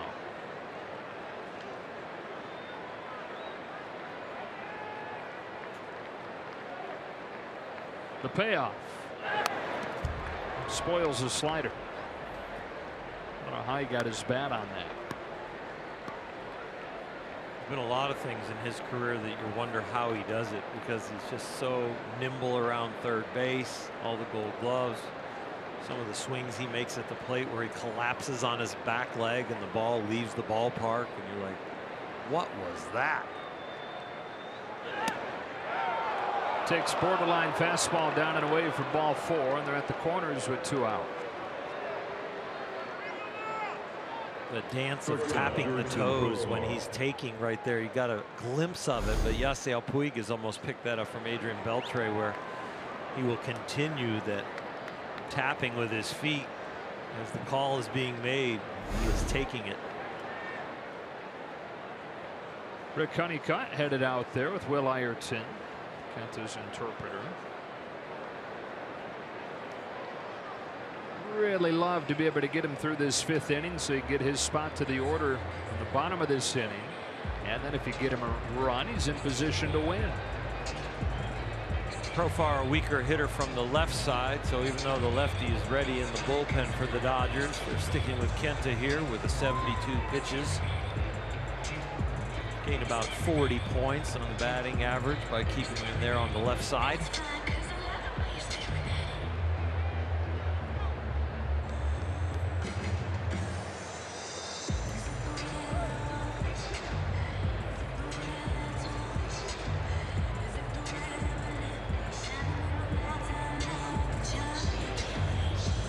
So Jurickson, Profar, 1st and 3rd, 2 out, 5th inning, and a 2-2 game.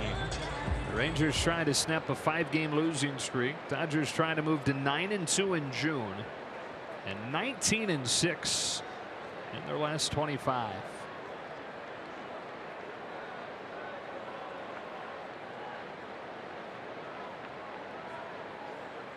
Maeda to Profar. Ball 1.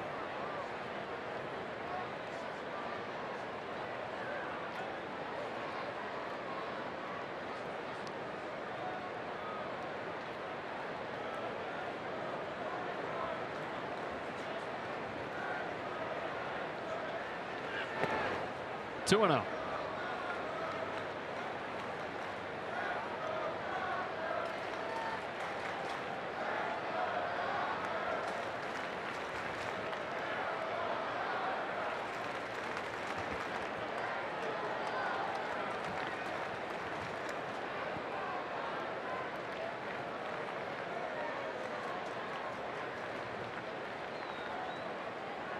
This is one time that a starting pitcher has to be a team player. He has to understand he has 2 batters to get 1 out. I know you don't want another guy in runners in scoring position, but you don't want to give in right here. There's a strike, 2-1. Really good pitch. You say, oh, I'm going to give in because if I walk this guy, they're probably going to take me out. Then I'm not going to get a chance for the win. And so you start thinking selfishly compared to how do I get a 0 in this inning, even if it means I'm going to get removed.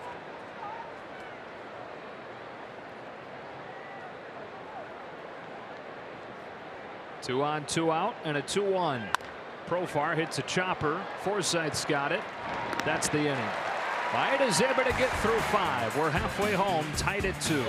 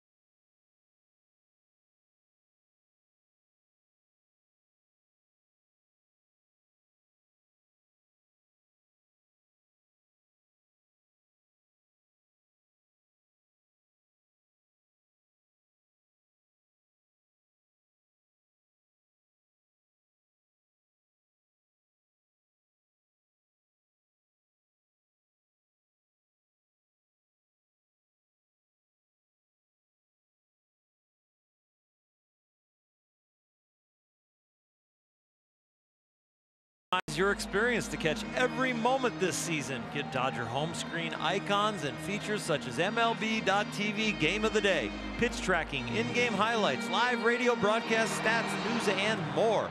Download MLB at Bat today. 8-9-1 for the Dodgers here in the 5th. Austin Barnes taking ball 1 from Cole Hamels. Dodgers got 1 in the 1st on a Turner home run. 1 in the 2nd thanks to an error. Now tied at 2 as Barnes starts this 5th. 1 ball, 1 strike. Pitcher's spot is due next, and Breivik Valera has stepped into the on-deck circle.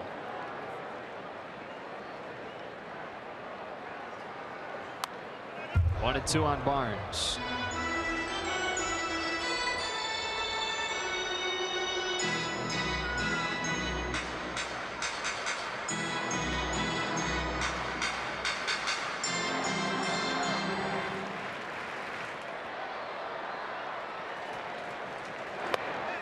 Backdoor for strike 3. And he's gotten Barnes looking both times tonight. That is 4 total for Hamels. And up comes Valera. It's a good showing for Kenta Maeda after being out for 2 weeks. He gets the call at home plate. It's only 1 run. He's in line for a victory.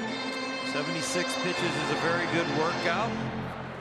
Very close to the excellent Kenta Maeda that we saw the 2 starts prior before he hurt his hip. Strike 1. It's crazy. Over the last almost 2 months, the Dodgers have a total of 3 wins from starting pitchers that open the year in the rotation. It's amazing that they've been able to pull off this run they're currently on.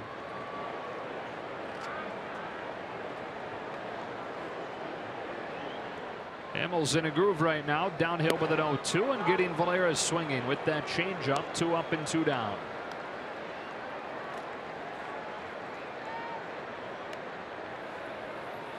Paredes will handle the 6th, it appears. Shortstop number 3. Kenta did a very nice job with runners in scoring position. That's what held the damage down. They were only 2 for 8.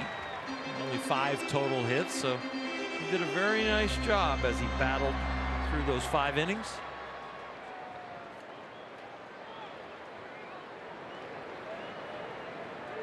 Chris Taylor pulls one to 3rd that gets over Beltre.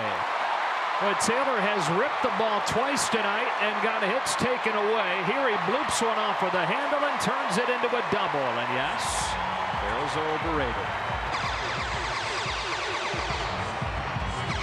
Definition of it right there, partner. Yeah, sure is. You get a couple guys like they're on ice.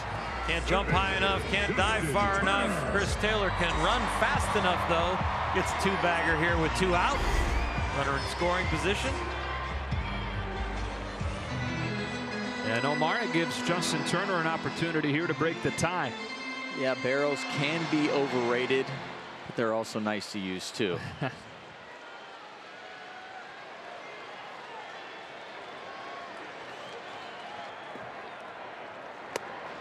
Ball 1. We're going to look at Justin Turner, what I was talking about, his home run, that flat swing. This is a swing. Now look at the breakdown right here as he gets the bat. That's what I'm talking about. That's his margin for error. You know, it's talking about whether if you're late, he hits it back there. If he's out in front a little bit for his timing. That's what I'm talking about, his bat ending up being flat through the zone. And that was a great illustration right now as we're following the barrel of his swing path from the side view.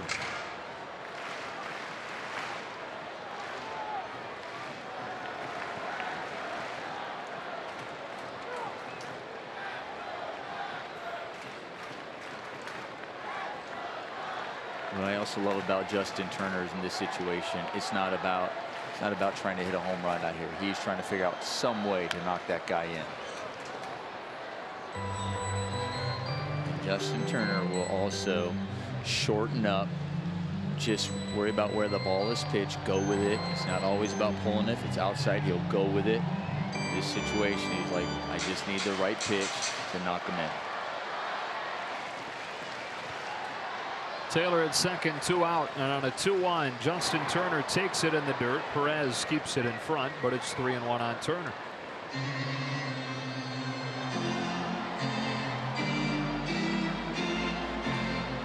On deck, Jock Peterson.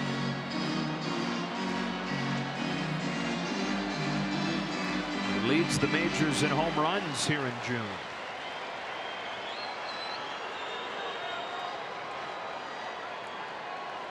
The 3-1 is in the dirt for ball 4, and Peterson to the plate with 2 out.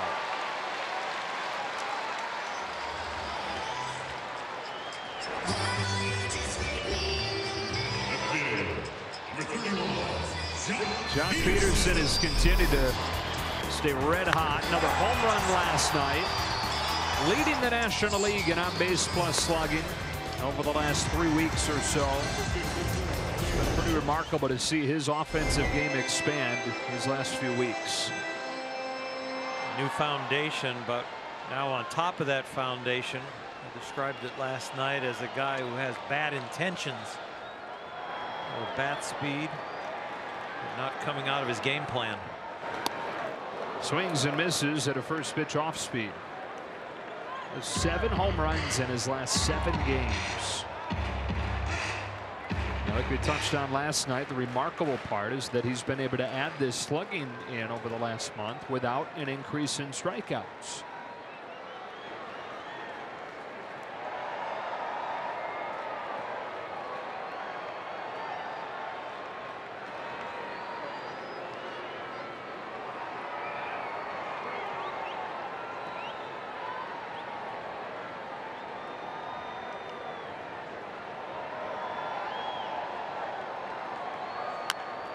Softly hit in front of the plate. Hamels to first in time, and the inning is over. Dodgers strand a pair here in the 5th, and it remains tied at 2.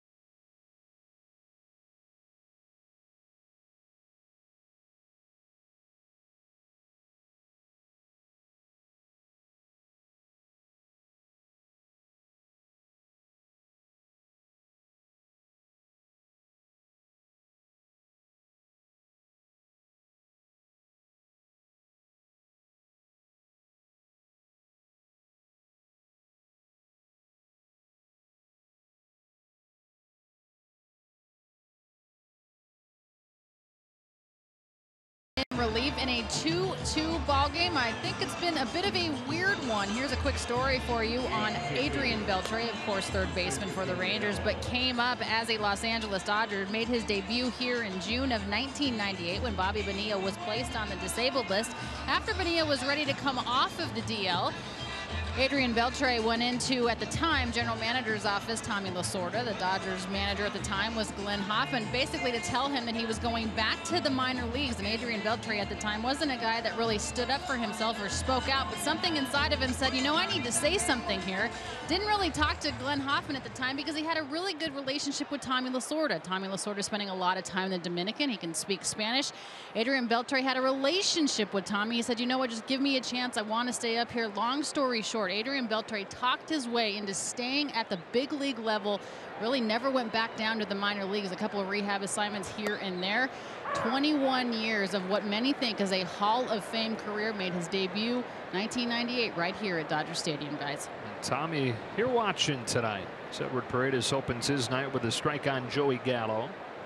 And the left-hander back home with strike 2. Some frisbee movement to that thing as we look at who's in, who's out. Brought to you by In and Out. Maeda's night is finished, and Paredes on for the 5th time. Fastball below 90 miles an hour on the average, but the breaking ball, the slider, is his pitch. Only given up 1 hit in the 2 2/3 innings so far up here with the Dodgers. He strikes out Gallo in short order. 3 breaking balls in a row. The great thing about these breaking balls are they're in the correct order. You want to throw the one for a basic strike, then you want to walk them a little bit farther out, and then you hit the corner with the last one. Austin Barnes' glove out there and low. Looks like it crosses the edge of the plate. At least if your glasses are tinted blue. Well, that's a little blue. tricky, yeah. That's true. I noticed that as I looked up and didn't have my glasses on. Carlos Perez takes the first one outside, 1-0. Now Paredes on the other end of the spectrum from Adrian Beltre. Alana just told us about when he broke in when he was 19. Well, Edward Paredes made his major league debut a couple months shy of his 31st birthday last year. 1 ball, 1 strike on Perez. And now in his 2nd major league season after starting this year in AAA.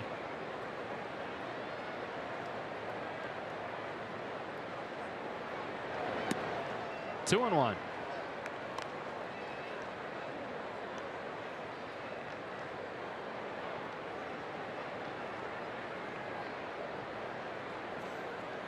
Waited all that time to get his first big league chance, and then it's actually the winning pitcher in his debut game last year.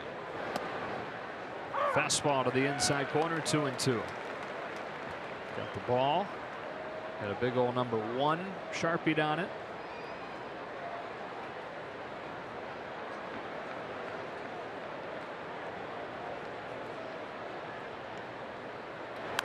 Bartolo Colon does the same thing. You know, he's kept the ball from every win throughout his career and Sharpies it with the number. So 243 of those in his collection.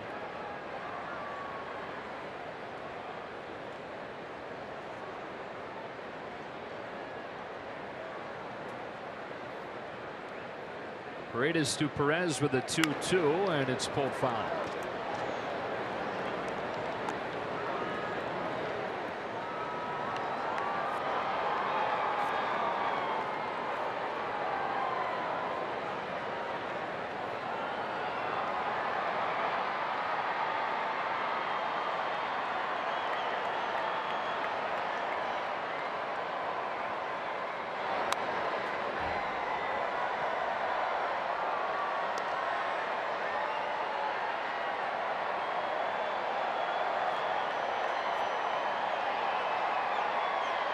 Paredes is always going to be a slider dominant pitcher. And the fastball, when he uses it, if he can steal a strike with it, it's going to expand the strike zone then with the breaking ball.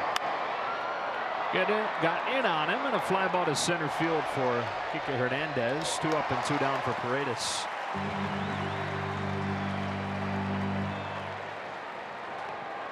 Second baseman, Rougned Odor. Everybody else in the division has already played today. Diamondbacks losing 5-4 to the Pirates, so the Dodgers within 2.5 games of first. Giants lost 5-4 to Miami. Padres won again, beating St. Louis 4-2. With 2 out, Rougned Odor looks at a first pitch strike. Padres, believe it or not, 10-4 in their last 14 games. And you were talking about the new philosophy there in San Diego about maybe a little lower on the launch angles. Trying to hit more line drives. 0-2.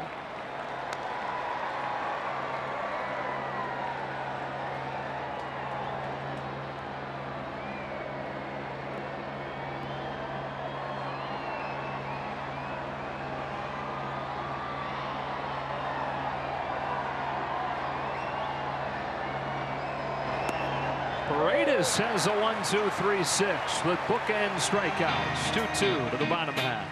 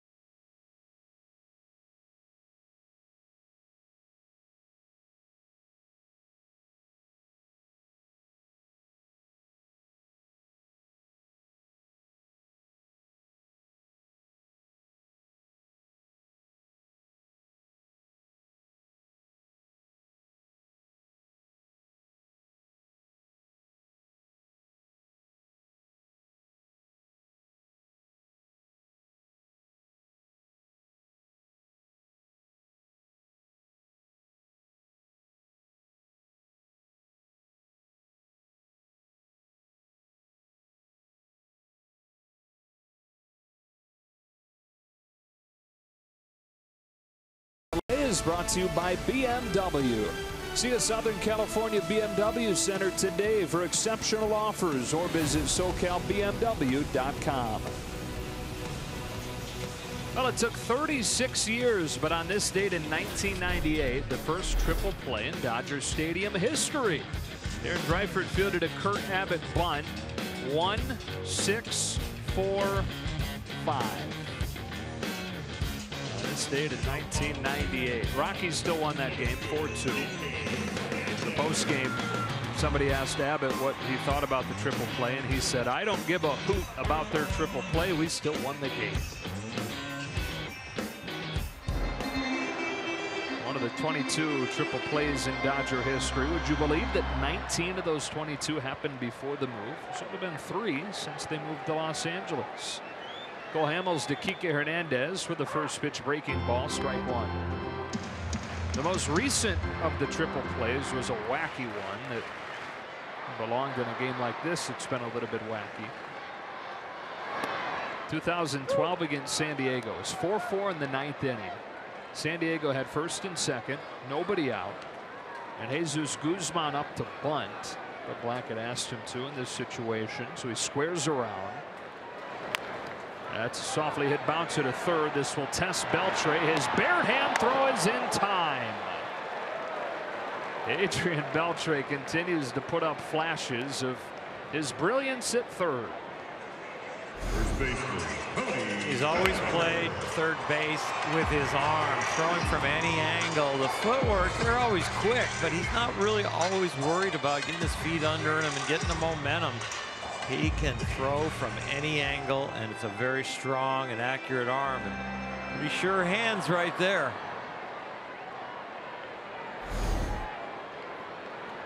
So Bellinger to the plate with the bases empty, taking ball 1. Anyways, first and second, nobody out. 4-4 game, 9th inning.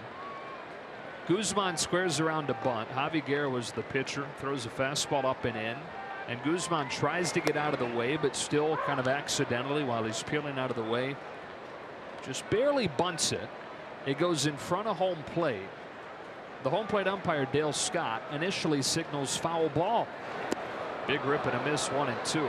So when he does that, the runners don't move. But right after signaling foul ball, he then changes his mind. Points fair. A.J. Ellis picks the ball up, fires to third for the force out. From third to second, from second to first, and a triple play. A little bit high, 2-2. It's the only 2-5-6-3 triple play in baseball history.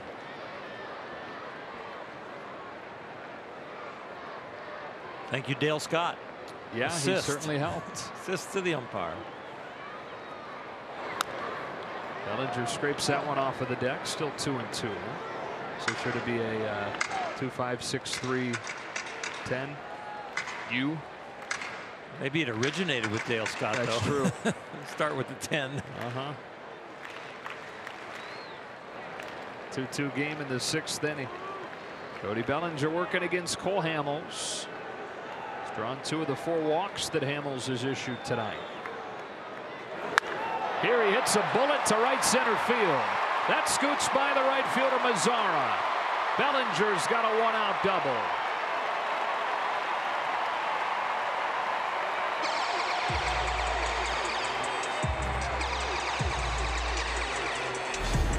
Third time around in the order, and Cody Bellinger, like the other Dodgers, know that Hamels is relying mostly on the fastball and the cutter. The changeup and the curveball have not been command strikes for him, so on the heater right there. And up comes Puig.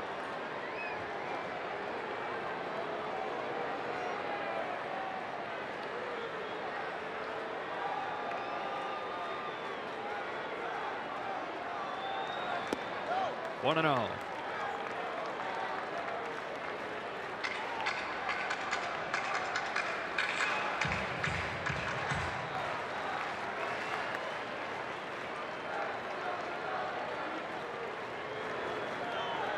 It's a little bit of that open stance to begin we saw last night, where he steps into it, lifts a fly ball to left that Chu will grab for out number 2. Like he's picking his spots to incorporate that little different setup. Second baseman, Logan Forsythe. So close to this one right here.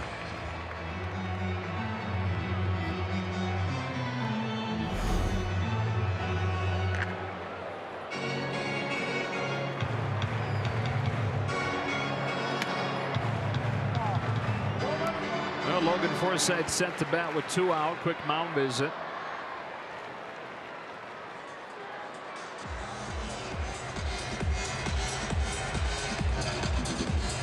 Doug Brocale, the pitching coach for the Rangers, done a nice job with this staff.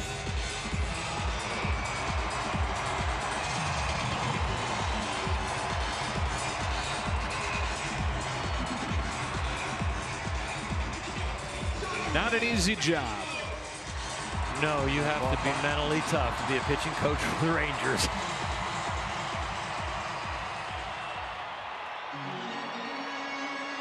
So up to Forsythe here, trying to take advantage of the double from Bellinger. Hamels delivers. Forsythe takes ball 1. Logan is 0 for 2 tonight. Dodgers haven't found themselves in many of these low-scoring, tight games recently. Caught the bottom of the zone, 1-1. Averaging better than 8 runs per game here in June. Averaging better than 6 runs per game during this 18-6 stretch.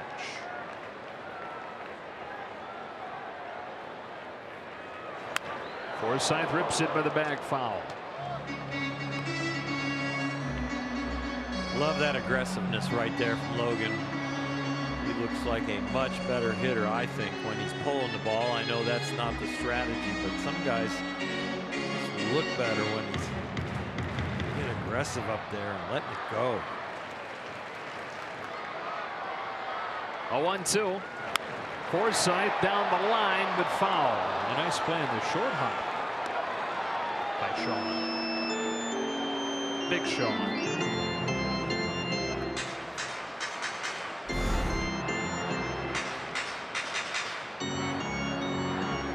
Number 85, Sean. We know everything about you.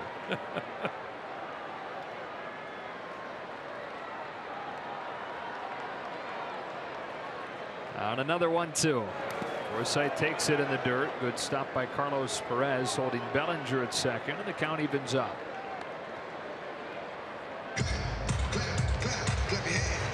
Cole Hamels nearing 100 pitches.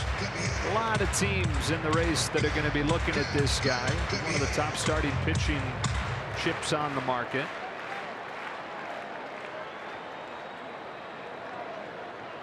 .34-year-old ready. He brings a 2-2, and Forsythe strikes out on sharp breaker in the dirt. Throw down finishes him off, and we are through with 6 in a 2-2 game. The Dodgers!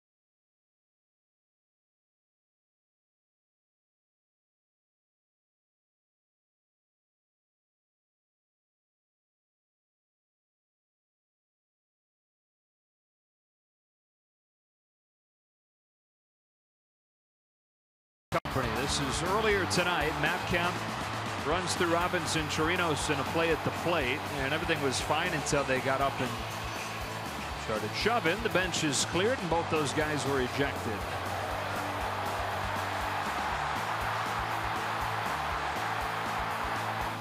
The tempers flare a little bit. Kind of old school, but kind of good to see both guys giving their best. Maybe a little extracurricular activity got him kicked out, but you know. I'd like to see competition. Yeah, hopefully both guys okay. I think they're fine. Hunter Alberto pinch hitting for Cole Hamels. Scott Alexander on the mound now, delivers strike one.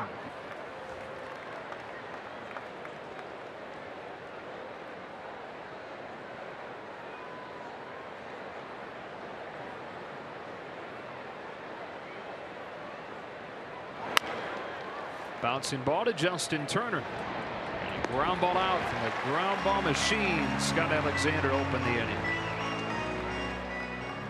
It's Star Wars night at Dodger Stadium this Friday when the rival Giants come into town for a 3-game series. The first 40,000 fans in attendance will receive a Kenley Calrissian Star Wars bobblehead presented by Pirelli. Visit Dodgers.com/promotions. Top of the order, Shin-Soo Choo. And a 2-2 game here in the 7th. Alexander pitches and gets strike one.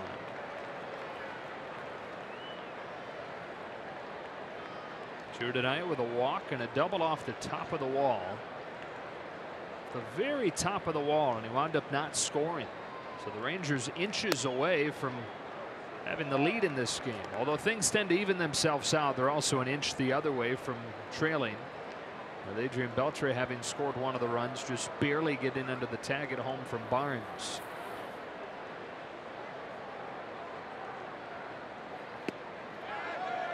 Tries to check, can't. 1-2. Go back to that double off the top of the wall. Game of inches. And boy, it sure was right there.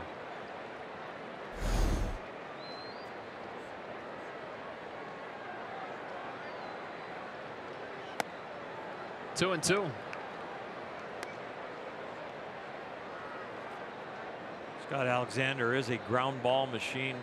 Some pitchers can expand the strike zone and the width. He can really expand it and take you down in the strike zone. Once he gets ahead, then he can slowly lower his sinker, trying to get ahead slightly above the knee with good action and then take you down. A lot of guys with really good sliders or curveballs, they'll try and work you off the plate as they get ahead.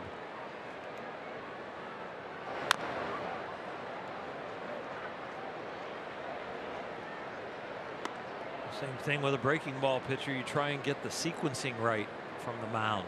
So you don't want to start out with your breaking ball in the dirt and fall behind 1-0, just like you don't want to throw your sinker down by the shins and fall behind 1-0. You want to try and start at the correct height or the correct width, depending on what you're trying to do. Ouch.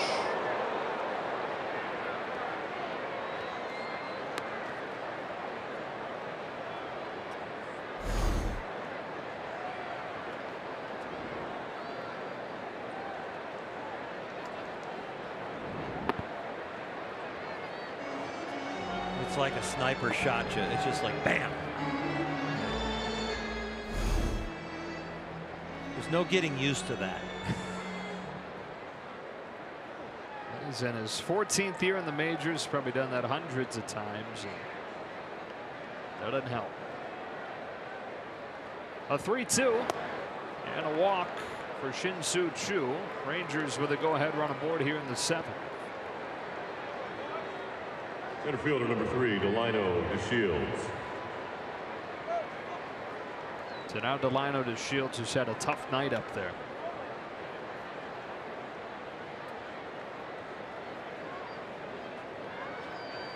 He's really had his strategies backwards. Tried to bunt with a man on second and 2 outs, and then with after Choo's game of inches double, was up there hacking. and then attempted the bunt on a ball and then struck out on a wide slider.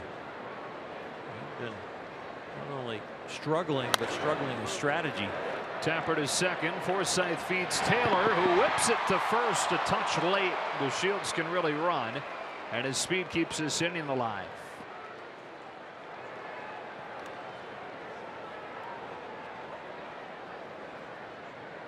Right fielder number 30, Omar Massaro.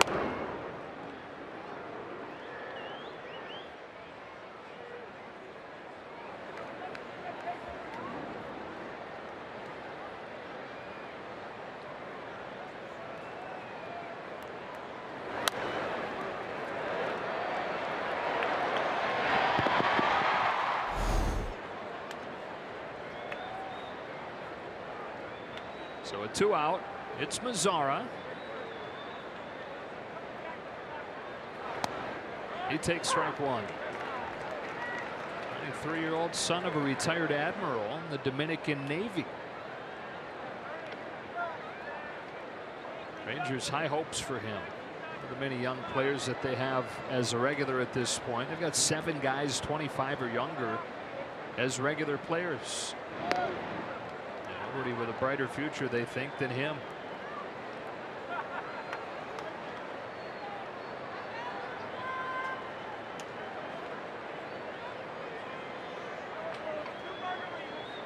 So calm when he broke in a couple years ago. Quickly earned him the nickname the Big Chill.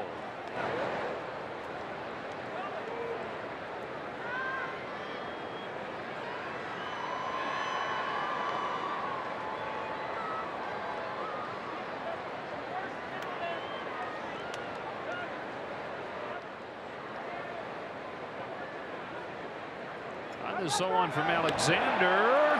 A toss over. The Shields just barely back in there. 2 out, a speedy base runner over there at first. You got to keep an eye on him. Thinking about going right there. Got a little bit of the itch. Looks like he gets back in.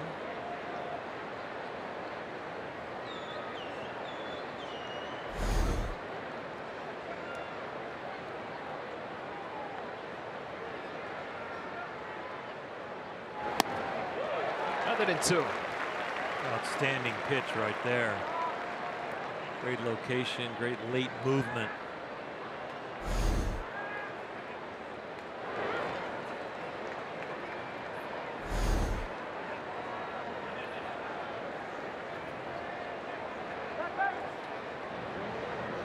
Paying attention to Shields for good reason. Not only is he the potential tie and run, but he's somebody who's stolen 12 bases already this year.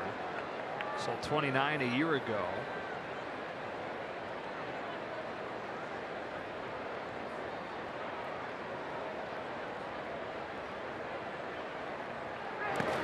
What a stop by Barnes, and they've got him caught between. Here's the throw, not in time.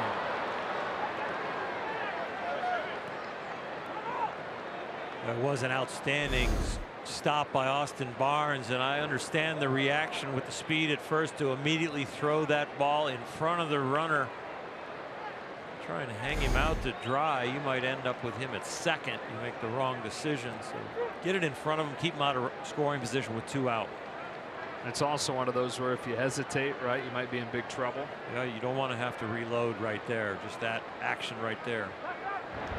Give him enough time to go one way or the other.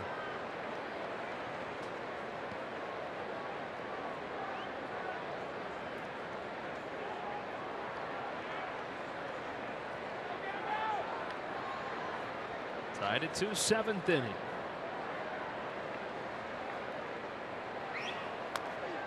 Fouled off.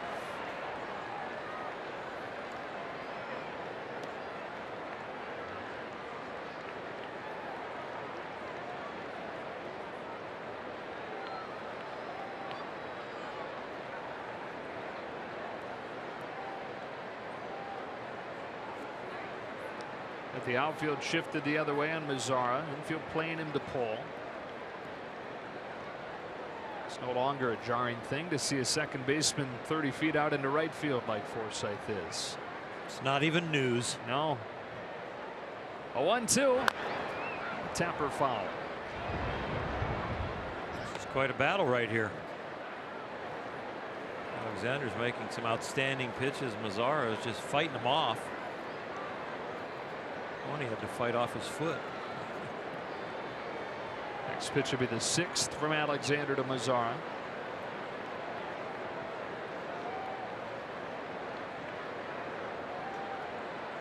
Shields getting his work in over at first. A swing and a miss on a nice looking pitch from Alexander to finish the Rangers in the 7th. We stretch in a 2-2 game.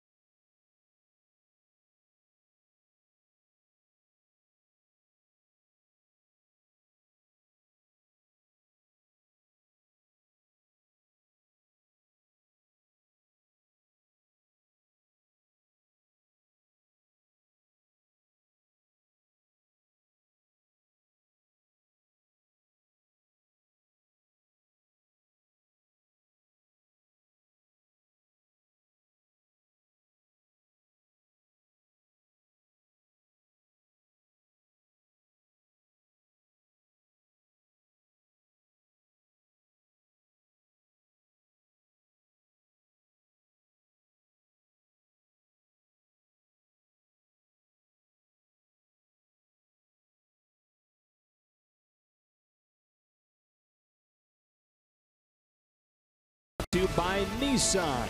Choose Nissan today for great offers on our most exciting lineup ever. Shop ChooseNissan.com. Time for our Nissan Dodger calendar. An off day tomorrow. Then the homestand wraps up with 3 against the Giants. They then hit the road. 3 in Chicago, 3 in New York, and then the Cubs back in town to open the following homestand. Jose Leclerc to Austin Barnes with a fastball for a strike. 24-year-old on for the 24th time for his 3rd season in the majors. We're tied at 2 in the last of the 7th. Strike 2 on Barnes, and Dave Roberts has put Max Muncy in the on-deck circle. Not a bad weapon to have coming off of the bench tonight on a night where it was a right-handed heavy lineup with the left-hander Hamels pitching. Barnes takes it in the dirt, 1-2.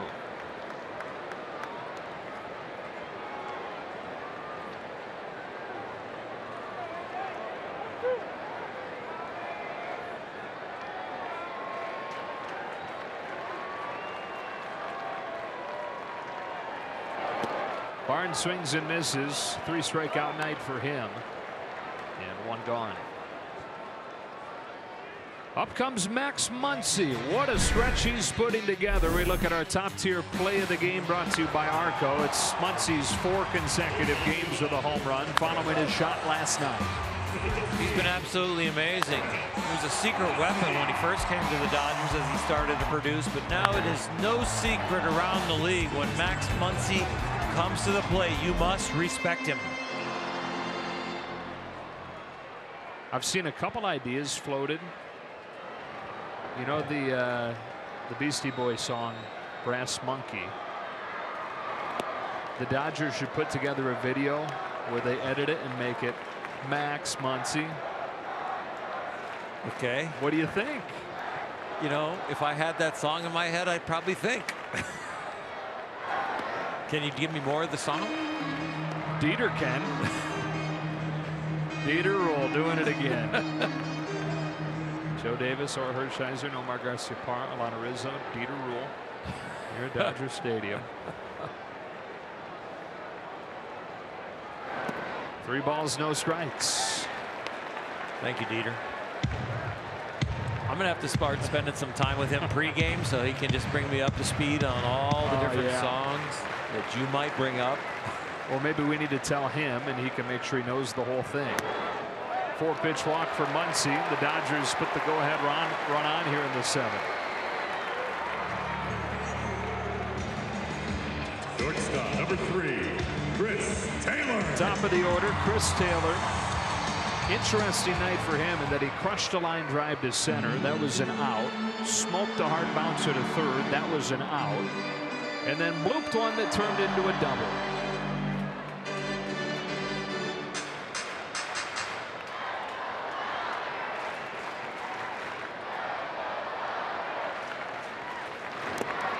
Off of the glove of Perez. Muncy read it well. Go ahead run in scoring position. If Perez picks it clean, Muncy freezes. When he sees it escape the glove, he advances.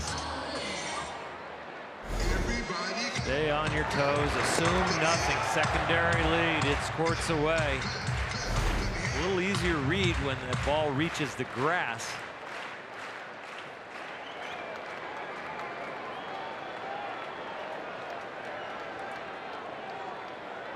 Muncy at second, 1 out.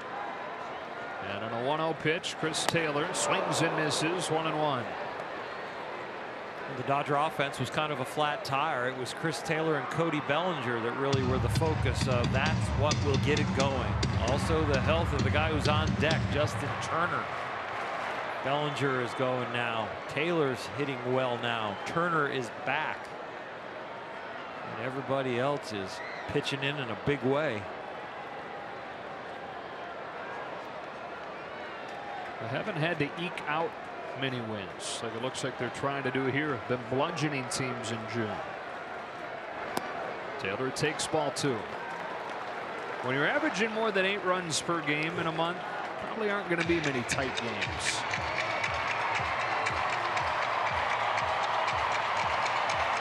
Quality at bats, grind it out, pass the baton. Chris might have to do this right here. We'll see. Is he going to get a strike? He's going to be standing at first. On a 2-1 pitch, he gets a strike, and it's 2-2.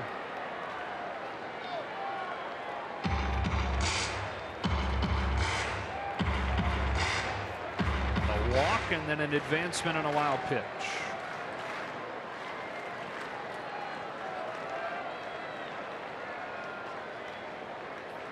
The 2-2 got him swinging.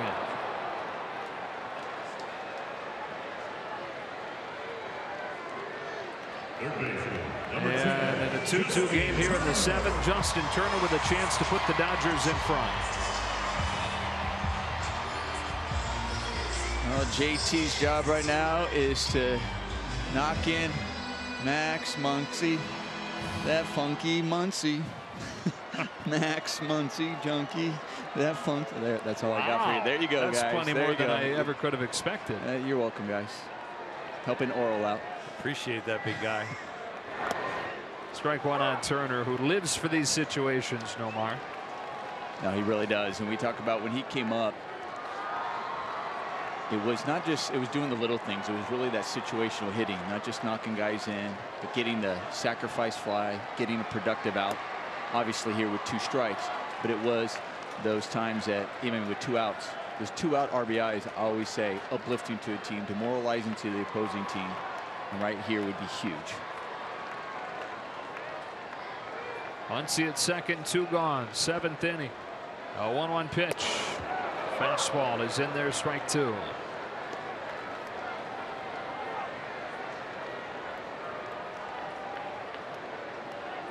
Home run in the 1st inning tonight started things off. Dodgers got 1 in the 2nd as well.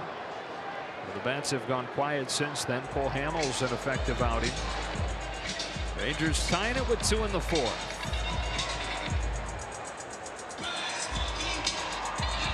Now we got DJ Severe getting in on the action.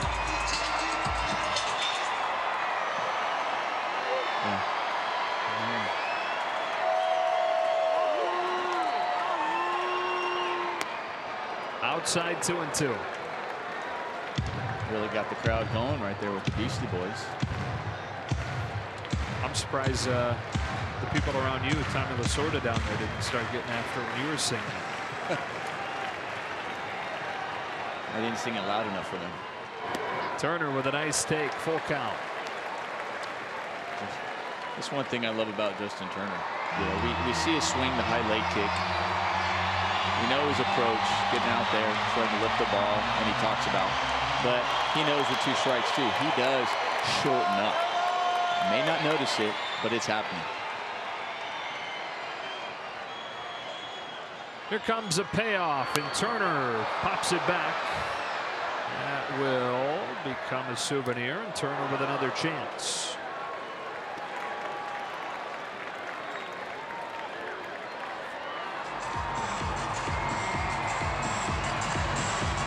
Jock Peterson on deck.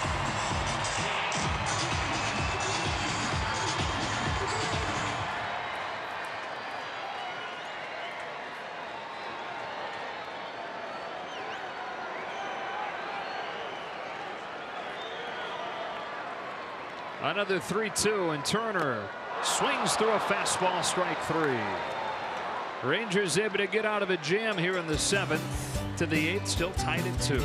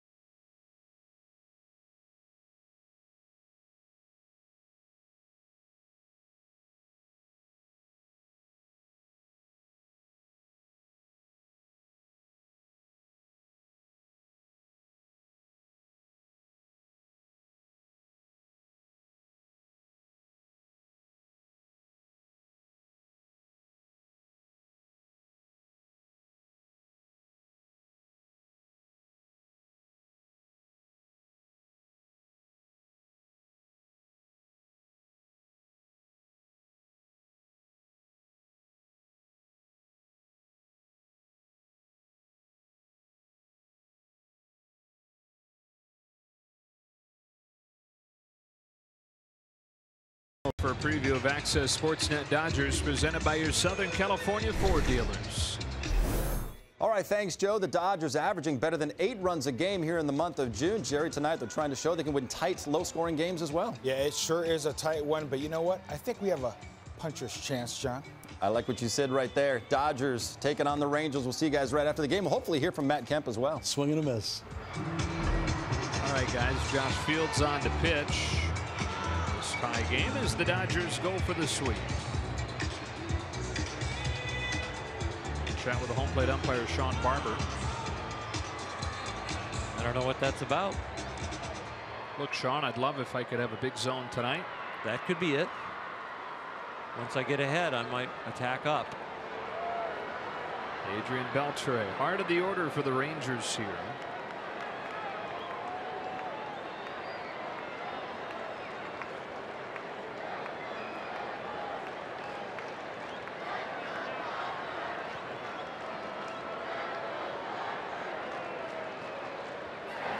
It's a fastball by him, strike 1. Late in his Hall of Fame career, John Smoltz knew that he was pitching the next day, and so he asked a couple of the other umpires, "Hey, give me a song that Joe West likes." Joe West was the first base umpire that day, and knew that he'd be umpiring behind the plate the day that he pitched. And so Smoltz made whatever song it was that they told him his entrance song. And he said he got on the mound and he's warming up and he looks over and he sees Joe West tapping his foot, nodding his head. It was a song that was special to him. It wasn't one of his own songs, but it was a song that was special to him, and had a great big old zone for that first inning. Opposite field base hit for Beltre to open this 8th.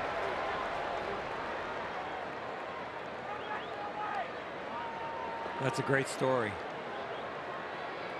And I'm glad it wasn't one of his own songs, because every time he brought out a new CD, Joe West would make sure those CDs made their way up to the press box for you to talk about him. He was his own good marketing company. Hype man.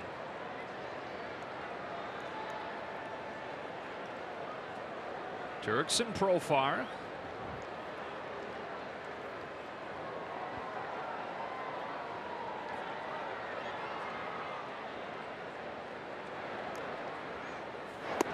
One and 0.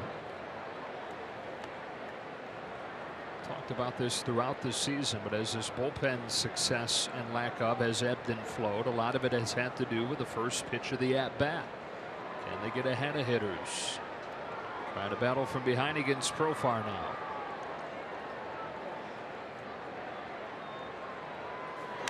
One and 1.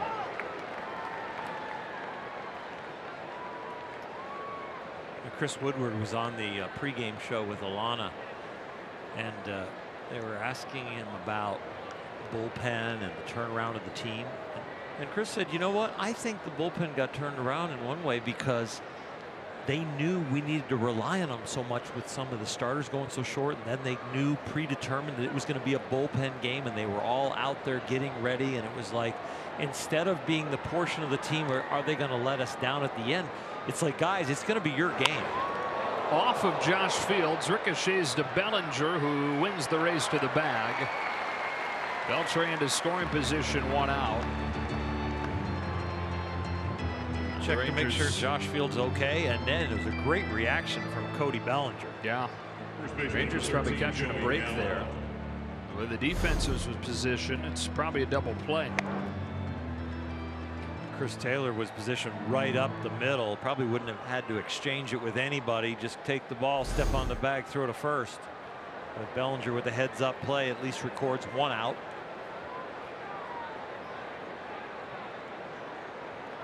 So the go-ahead run into scoring position, and Joey Gallo comes up.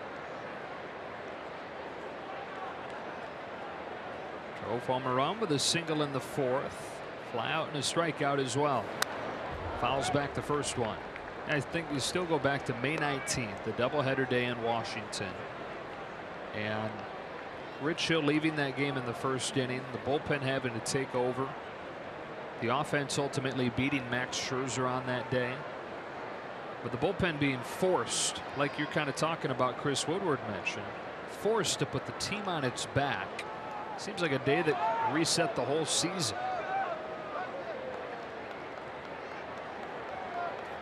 The Dodgers at that time were saving their best games against their hardest opponents too. And so it wasn't an easy equation.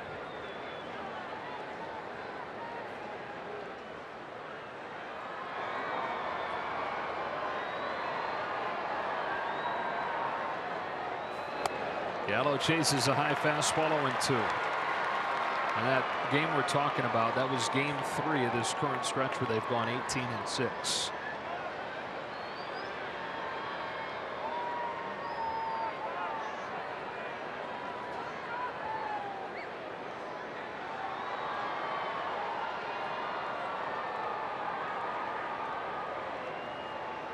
Fields 0-2.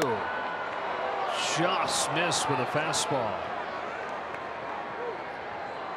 Very close pitch right there, and it's caught very well by Austin Barnes.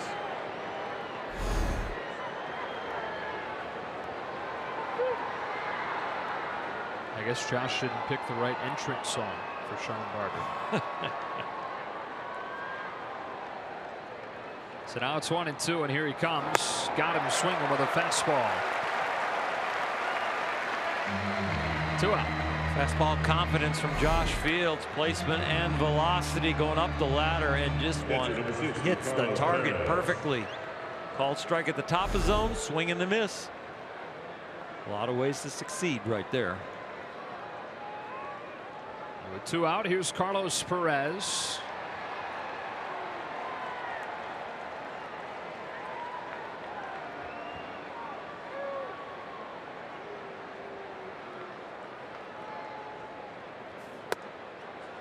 Fastball for a strike. That last AB was kind of a snapshot of that conversation we had last night about velocity up being the cure for the uppercut swing. And a guy who pitches with the velocity up like Josh Fields facing a guy in Joey Gallo who typically swings up. There's a natural hole there. Chopper to second, Logan Forsythe, and despite a man reaching scoring position with 1 out, Josh Fields puts up a 0 in the 8th.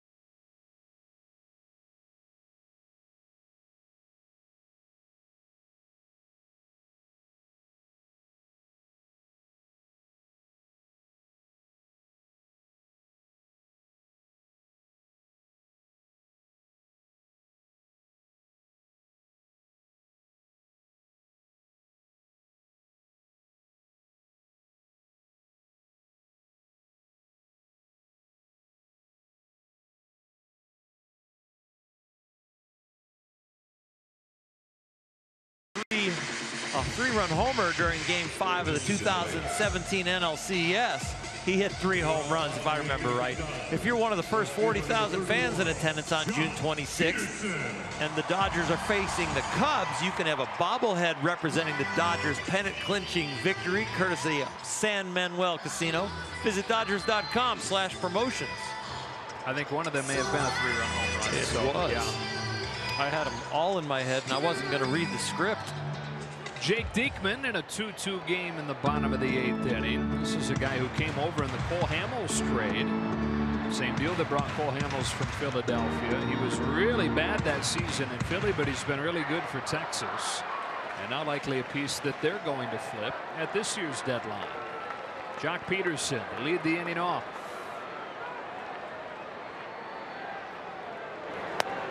Sidearm delivery has a strike. Second at bat for Peterson, who's on for Matt Kemp. We're just joining us. Kemp ejected after an altercation following a home plate collision tonight. Peterson swings and misses 0-2. This can't be a comfy at bat for a left-handed hitter. Especially when it looks like that arm angle's coming at your hip.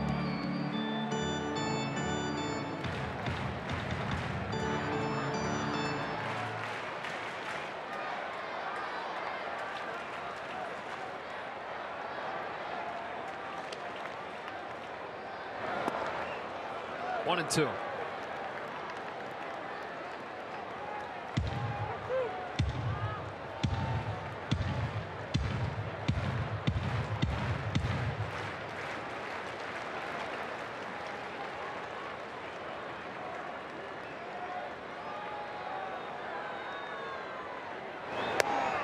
On the corner, strike 3.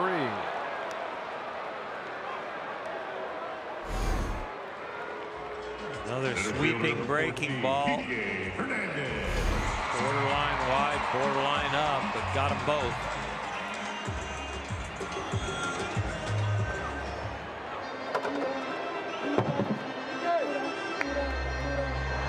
With one out, Kike Hernandez. Strike 1. This is shocking.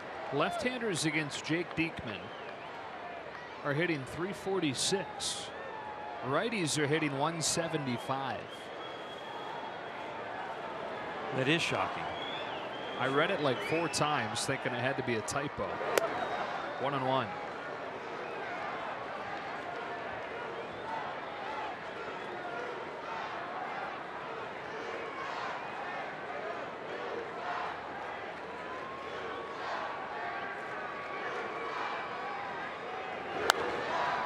Hernandez behind 1-2.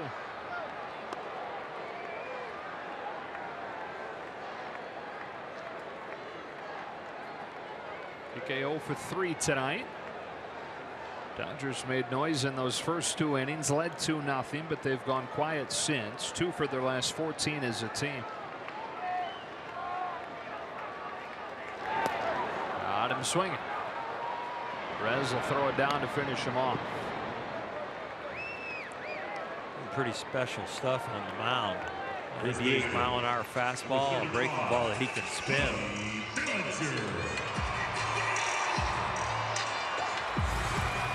McKinley Jansen hasn't pitched since last Friday, so Dave Roberts is wanting to get him in one way or another tonight. And this would be a situation where you do it anyways by the book.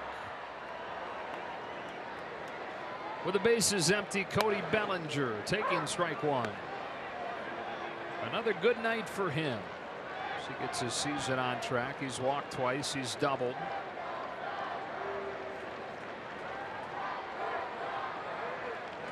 And in this 0-1 from Diekman, he fouls it off.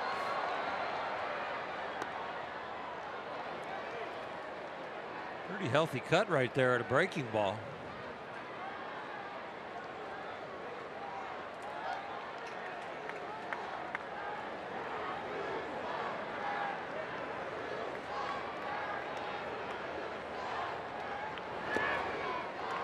Taken in the dirt, 1-2.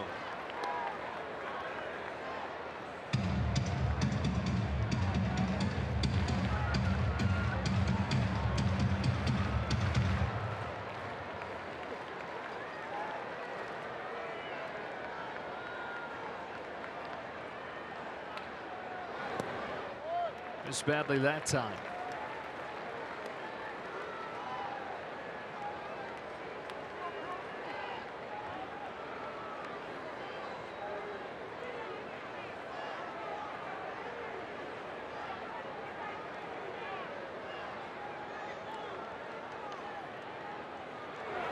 Diekman strikes out the side in the 8th inning.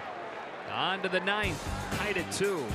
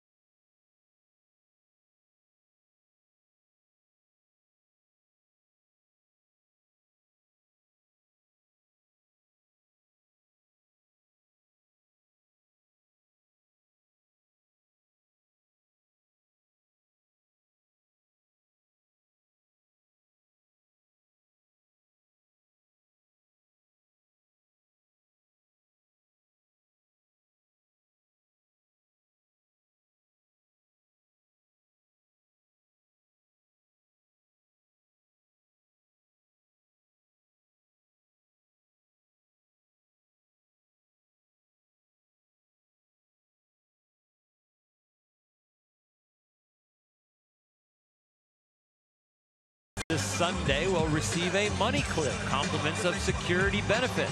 After the game, play catch on the field. For tickets, visit Dodgers.com/promotion. Well, for the first time since Friday, it's Kenley Jansen trying to keep this a 2-2 game and give the Dodgers a chance to walk it off in the bottom of the ninth. Good to see the big fella out there.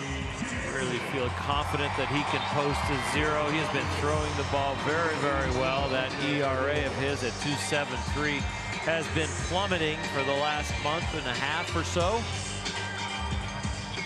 He is one of the best in the business.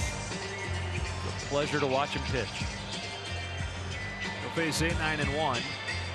Really, Kenley Jansen, after that rough first month where his ERA was close to 6 after April, has started to make an all-star case the last month and a half.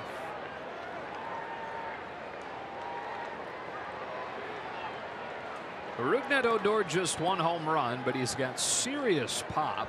A year ago, he hit 30.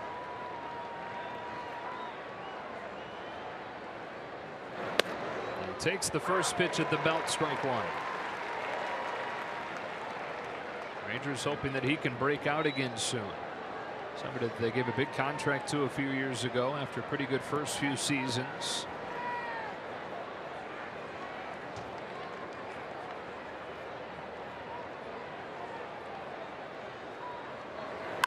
Bunts it right at Jansen. 1 out.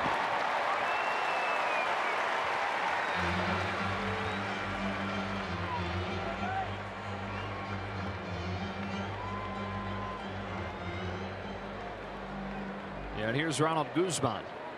Pinch hitter number 67, Ronald Guzman. Saw him start last night as a late addition to the lineup, with Omar Mazzari getting scratched, and one of the many rookies, one of the many young guys they have contributing.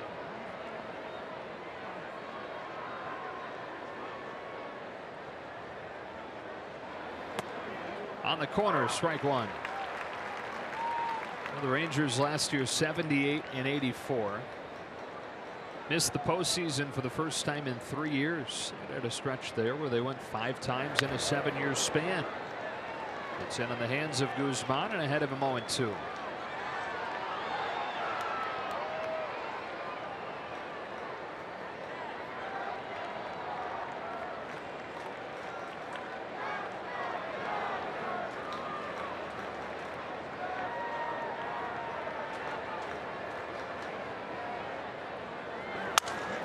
Crack bat flare. There's Bellinger. There's out number 2.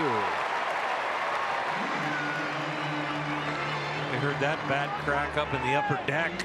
For 17, shattered. Shin-Soo Choo.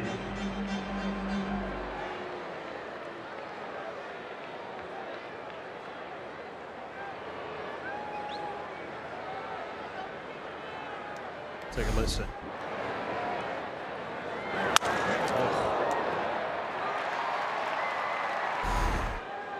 Into a million pieces. Shin-Soo Choo with 2 out. Jansen attacks him, strike 1.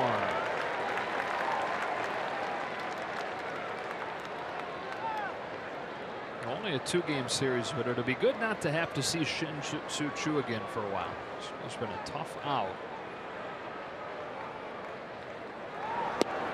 Swings over the top of his slider. 0-2.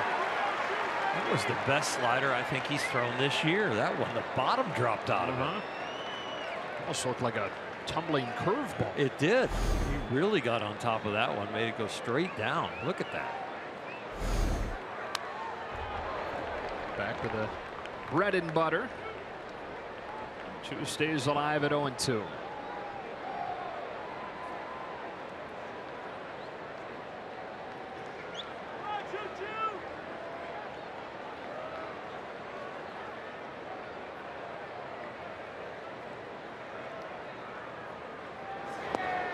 That's ball 1. And Kenley doesn't decide to cut the ball, which is his natural pitch. Throws the 4-seamer. That last one was at 95. The ball actually had a little run to it.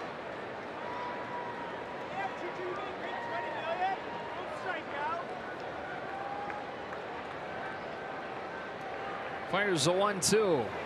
Chu leaves it up above the letters. 2 balls and 2 strikes.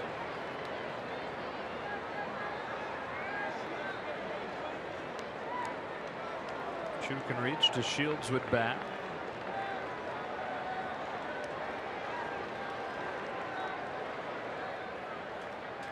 The 2-2. Full count.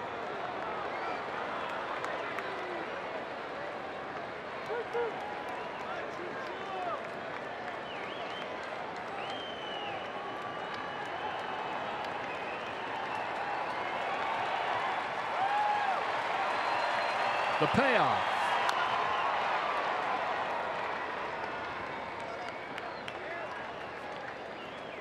Chu 4 hits, 2 walks in this series. And that's in just 2 games.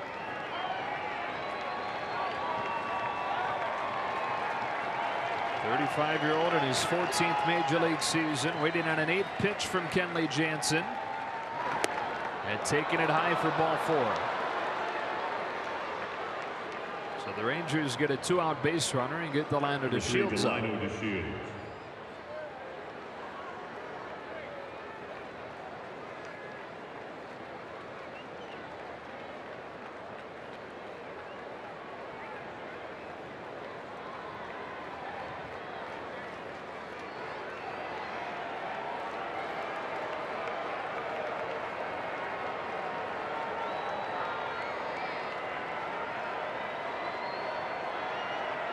If you're wondering about Chu as a runner, he's only stolen 2 bags this year.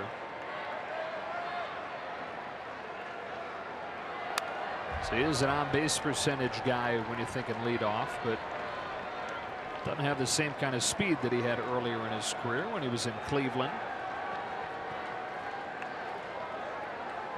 And for this young and free swinging, very often Texas lineup, he sets a good tone as far as an example. To start a game off, how to conduct a professional at bat and work the count. Yeah, as a team, their strikeouts have gone down actually the last few weeks, and John Daniels, the GM, points to the tone that he's set, and the example that he's set as part of the reason.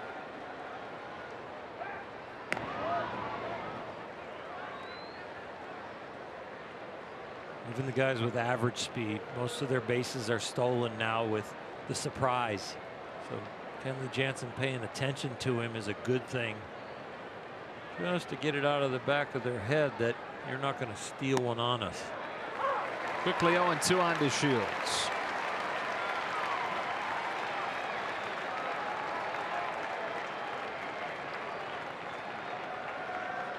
Dodgers single runs in the first and the second. Rangers with both runs in the fourth.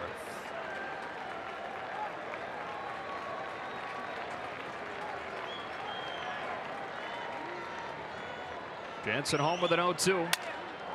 Swatted to second, caught by Forsythe. To the bottom of the 9th we go. Fasten those seatbelts. Puig, Forsythe, and Barnes coming up trying to win it.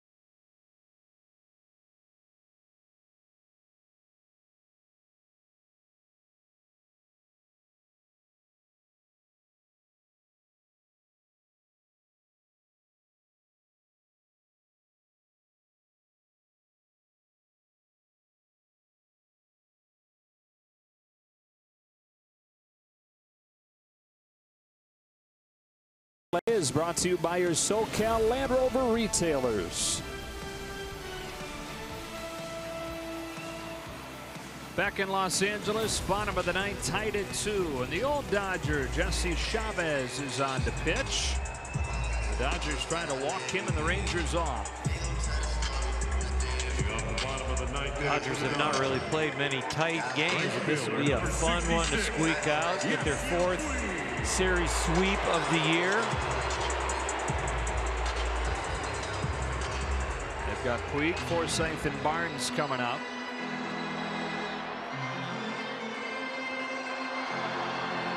Yasmani Grandal still available off Dave Roberts' bench tonight.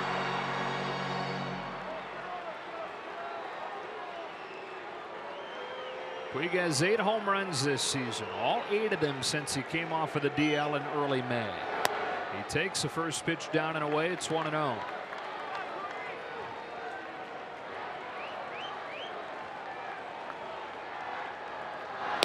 Two balls and no strikes. We saw a moment ago he does have a walk-off home run. That was way back in 2013.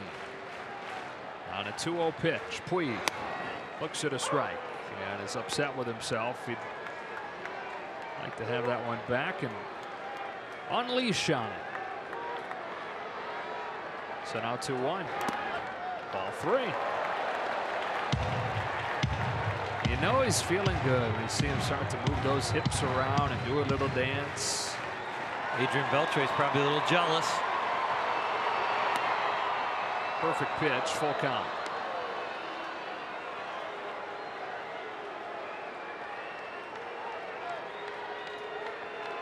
Puig starting the 9th with a walk.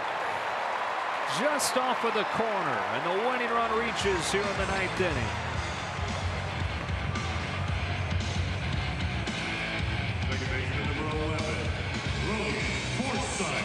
And here's Forsythe.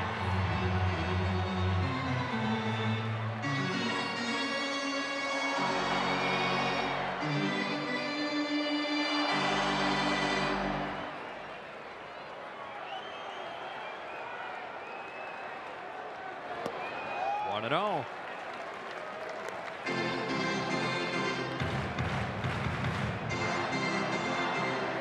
4 strikeouts in the 6 at-bats for these next 2 hitters, so they are looking to redeem themselves, and it would be awfully fun to do it in the midst of a winning inning. Forsythe punches a base hit to right field. Puig on his horse headed for 3rd. Mazzares throws not in time. The winning run is 90 feet away in the 9th.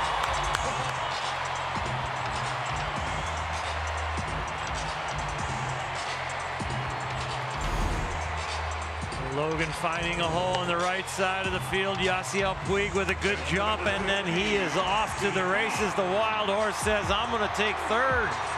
Get me 90 feet away from a W. And a guy in Austin Barnes coming up who is 0 for 3 tonight with 3 strikeouts. Pretty good handler of the bat.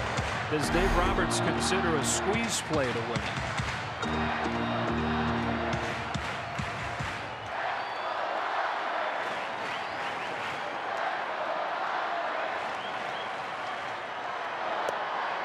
Loaded up and took a ball.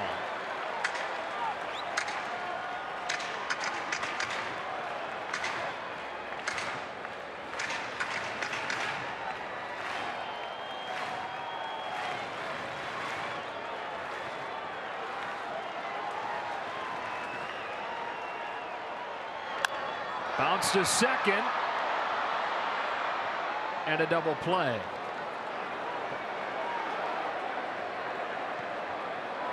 Boy, about as bad of a thing as you could have had happen on one swing there.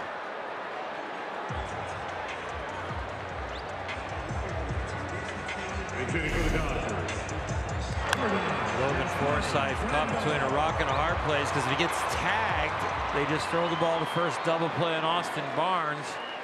If he goes back to the bag, it's not his bag, so you tag him and then you step on first and you get the double play, and that's what they did right there. So either way, once they both arrive. It's about the only spot on the diamond where you could have had a double play turn. It's hit up the middle. They're not going to try it. Winning run's going to score. Instead, it's going to be up to Yasmani Grandal. There you go, runners at the corners, nobody out, to a man at third, 2 out in the blink of an eye. That was just the ultimate negative. That ground ball hit right to that spot.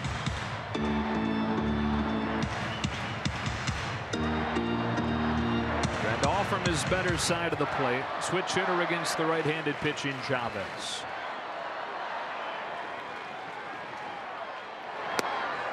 Fastball is low.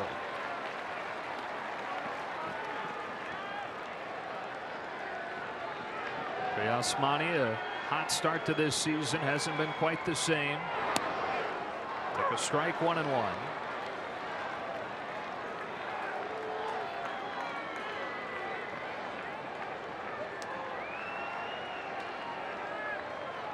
Here's the 1-1.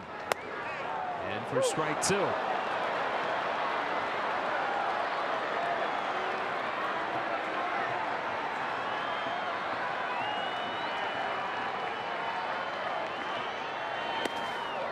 Good stop by Perez.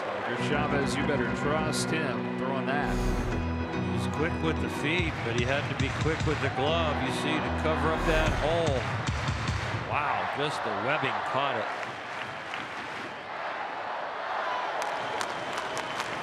On a 2-2, Grandal hits a towering fly ball to center field. That is caught at the wall by DeShields.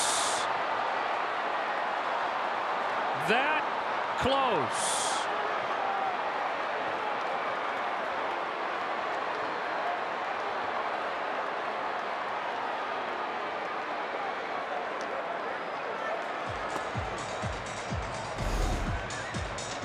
It was crushed and it was caught, and we are now going to extras.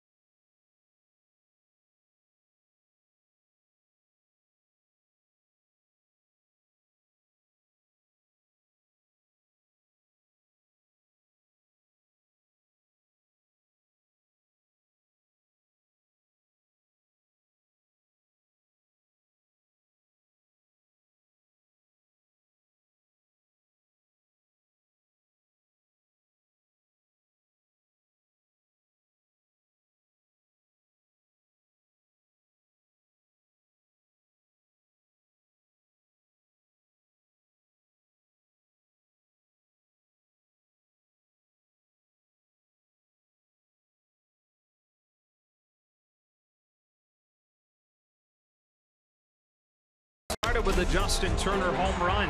Made it 1-0 in the first inning. They added 1 in the second. Kemp and Chirinos were both thrown out as the benches cleared following this.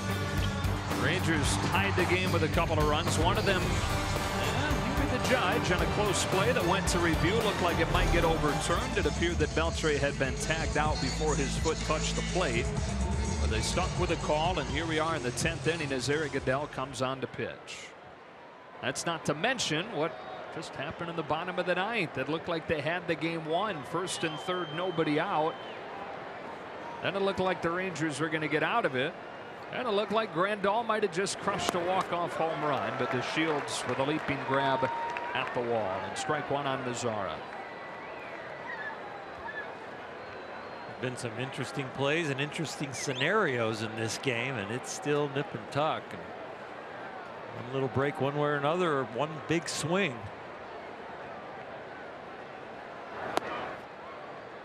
That's how close Grandal was. He thought he had it. He had the bat drop. He's only done that twice in his career prior and had the ball not fly out.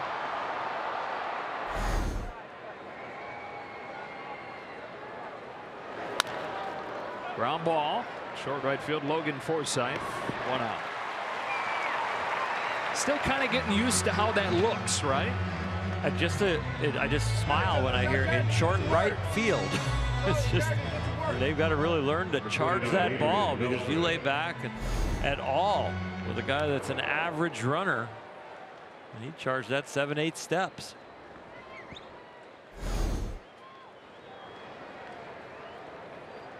Adrian Beltre.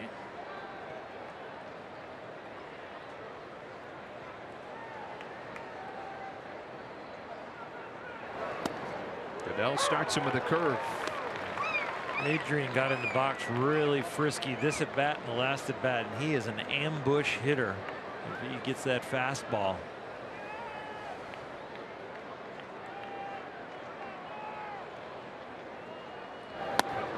He looks like he wants to come out of his shoes, doesn't he?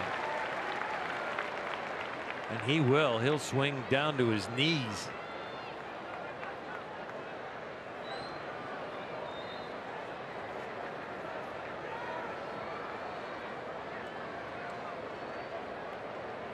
On an 0-2. Right center field. A base hit. Third of the night for Adrian Beltre, who in his return to Dodger Stadium, first time here since he was with the Mariners in 2009, has gone 5 for 7 in these 2 games. Patient, 2 strikes, gets a split finger that's slightly up, jams him a little bit, but finds outfield grass.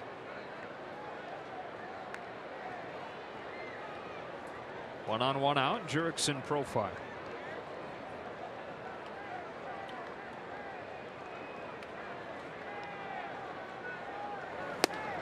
One ball, no strikes.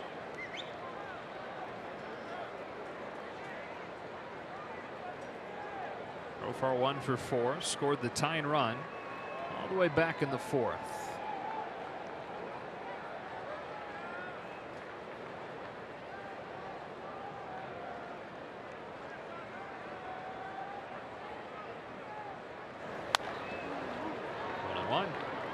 As Alana told you earlier, pitching probables this weekend against San Francisco. Derek Holland, Ross Stripling on Friday night. Saturday's Madison Bumgarner for the Giants, Alex Wood for the Dodgers, and then Sunday Chris Stratton goes for San Francisco. The Dodgers haven't officially announced a starter, but sounds like Caleb Ferguson could be an option.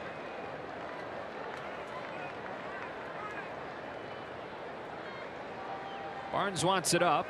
Goodell gets it there, and Mazzara takes it. With the off day tomorrow, we won't be on the air, but I think we should say happy birthday to one of our favorites, all-time favorites. Don Newcomb will be 92 years old tomorrow. He was here at the ballpark earlier, but I know they've made the drive home safely. I've been texting with him, so happy birthday. A few hours early, Don. Happy birthday, dude. Recognized here in the ballpark for his birthday tomorrow up on the big screen. We want to say it here on our broadcast.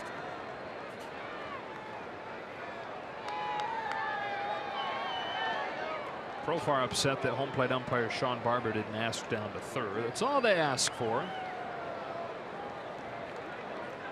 Wanted to strike himself, and it's 2-2.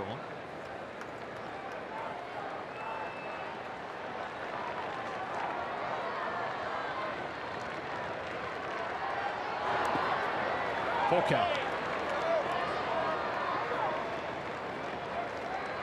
Those routine blocks behind the plate can be game-saving plays. Austin Barnes did that one very well. Everything accentuated when you move into extra innings. Every little detail can make or break the W or the L.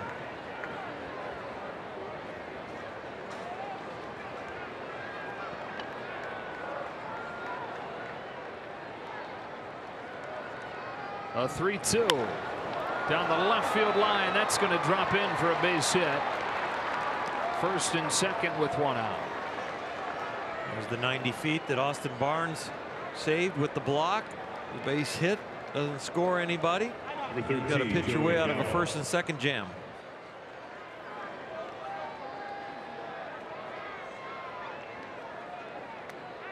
And a pinch runner goes into the game for Beltray. Isaiah Kiner-Falefa. It's Isaiah Kiner-Falefa with Joey Gallo coming up.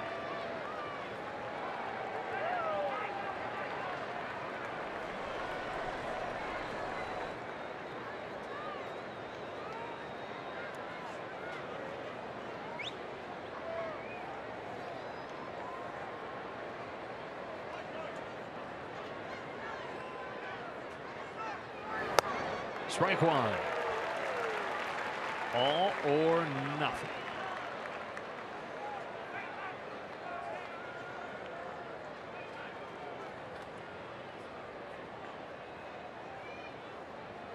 Can hit it as far as anybody in the game, but also leading baseball in strikeouts.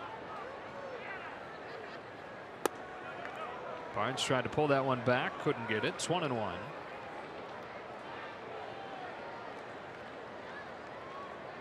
Saving grace for Gallo previously was that he also walked a lot, so he was a true, three true outcome guy. This year, though, the walks are down. He's still hitting home runs. He's still striking out, but the on base down because of the lack of walks. Took a strike here, and it's 1-2.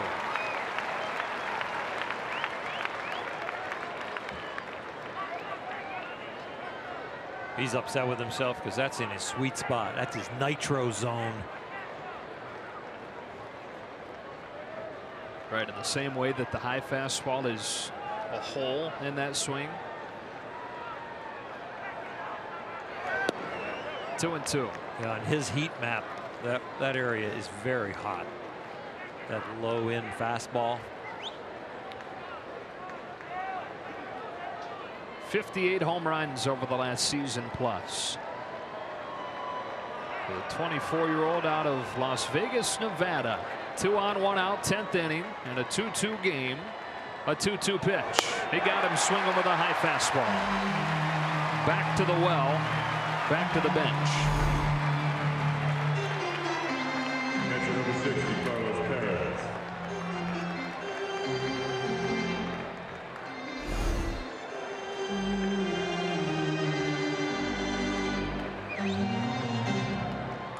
So it's up to Carlos Perez. Replace Robinson Chirinos after he was ejected and has gone 0 for 3.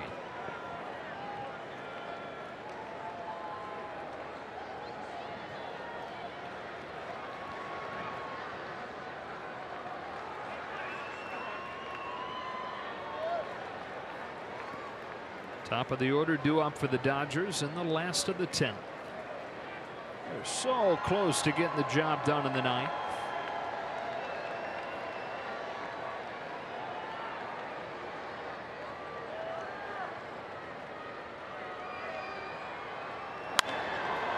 Strike one.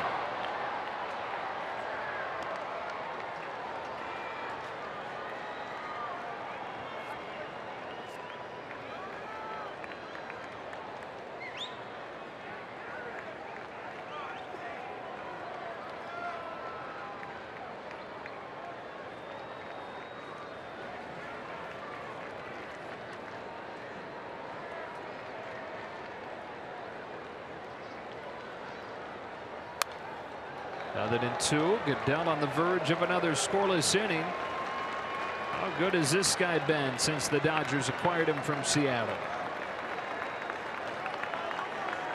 Knock on wood, he hasn't given up a run since wearing that Dodger uniform.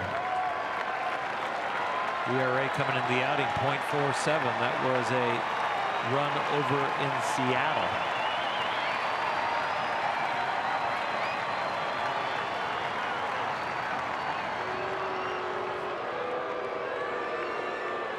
This is his 12th appearance as a Dodger.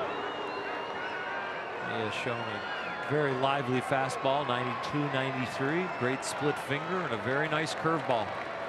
12 appearances, that's enough. We're start thinking it's real. Comes set for an 0-2. Here it is. Rides inside, ball one. It was the splitter.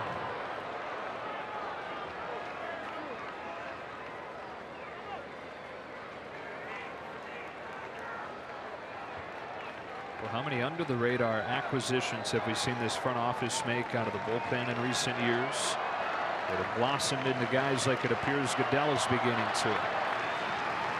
2 on, 2 out, 10th inning, 1-2.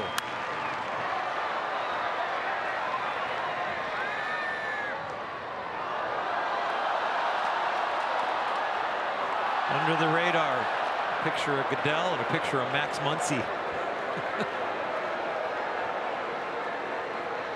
Chris Taylor, Justin Turner,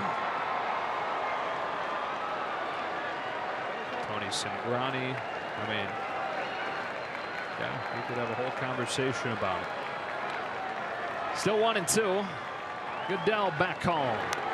Just barely got a piece, did Perez. You can tell they are not picking up the spin on that split finger. Not only this outing, but other outings. The awkward hacks at it. They're just trying to stay alive, not getting a good read on it. Both those guys can really run. Kiner Falefa running for Adrian Beltre, and Jurickson Profar at first after his single.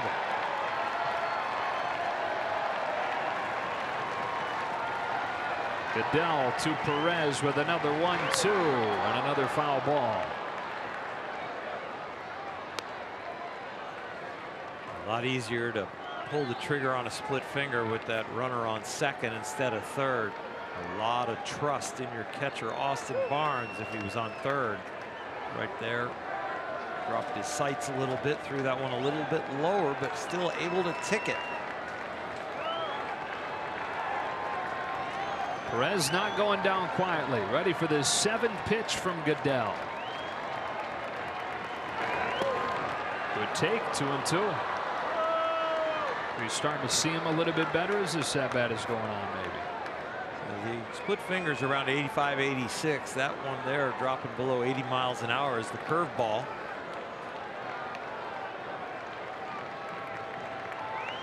2-2 high fastball for a ball, 3-2 breaking ball. What's he going to go with?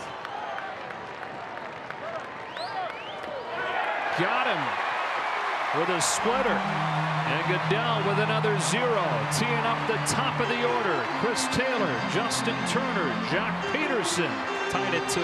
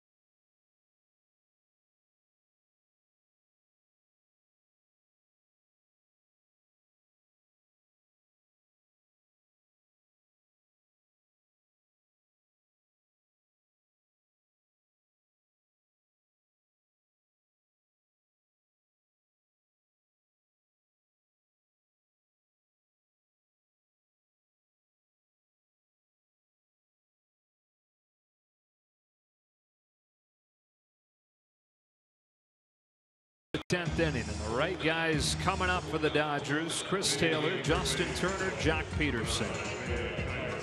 It's going to be against Jesse Chavez again, who walked the tightrope to put up a 0 in the 9th. We talked so much about this Dodger hot streak and how the offense came alive. The home run punch on record pace here in June.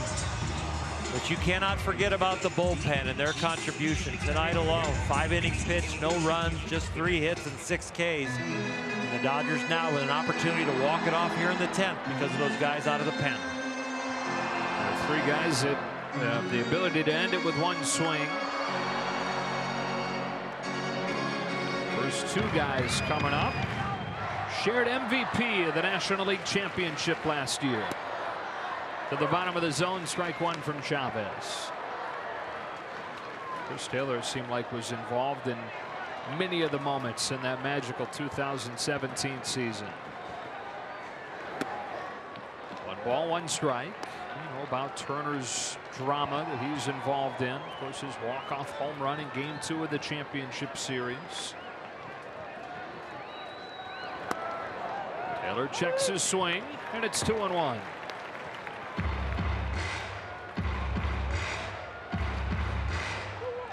Jesse Chavez gets people out by getting them to chase, slowing away. He will walk you if you don't go off the edge of the plate. Very rarely does he pitch inside to righties.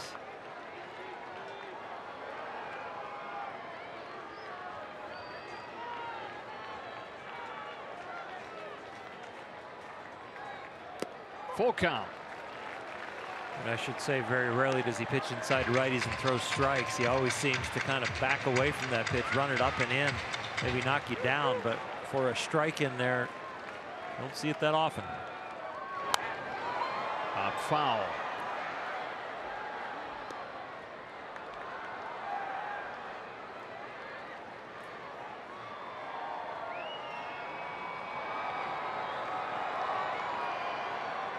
Taylor starting the 10th. Fouling it again.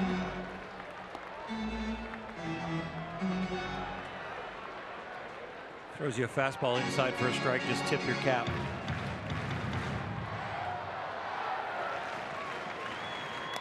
Swings through a fastball, strike 3. Is that when you're tipping your cap on? Well, he was trying to throw it in, but that ball ended up the inner half, almost down the middle. I don't think Chris Taylor was fooled at all. He was on it, just missed it. So up comes Justin Turner. He go back to the National League Championship Series Game 2, 29-year anniversary of Gibson's walk-off home run. Turner hit the 2nd walk-off home run in Dodger postseason history. Now here he is, already a home run tonight. Chops one softly to 3rd. 2 out.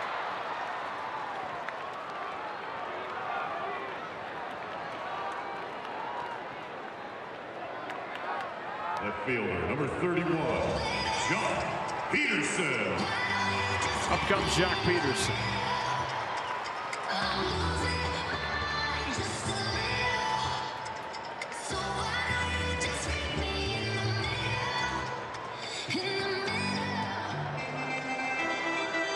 Nobody's hit more home runs than Jock Peterson in this month of June across all of baseball.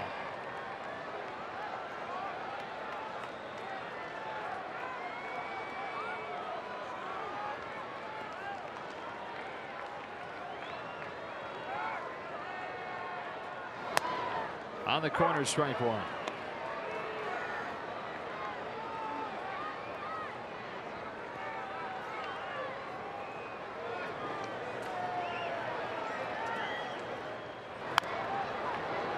Chavez really coming at him quick. He does look a little frisky out there and very confident.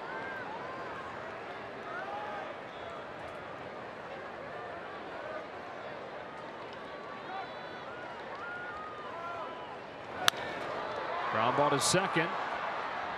1, 2, 3 against the top of the order, sending us to the 11th.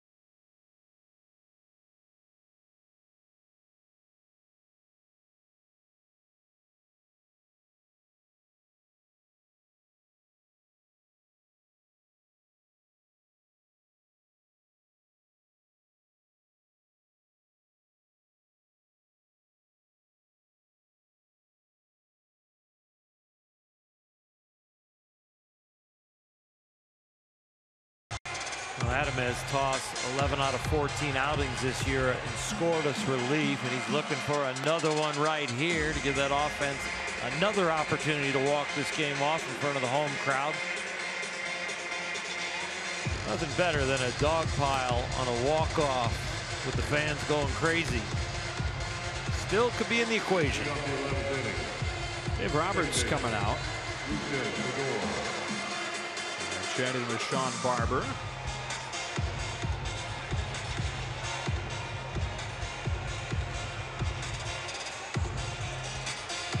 Is headed over to the Rangers dugout.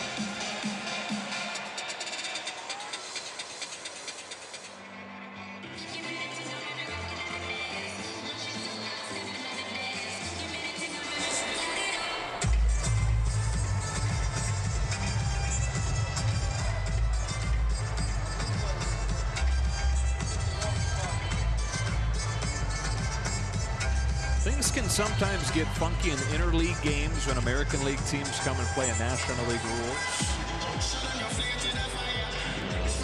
I haven't seen Sean Barber pull out the lineup card or anything like that yet. So he's just doing some housekeeping. Now he's going to go talk to Adam Liberatore.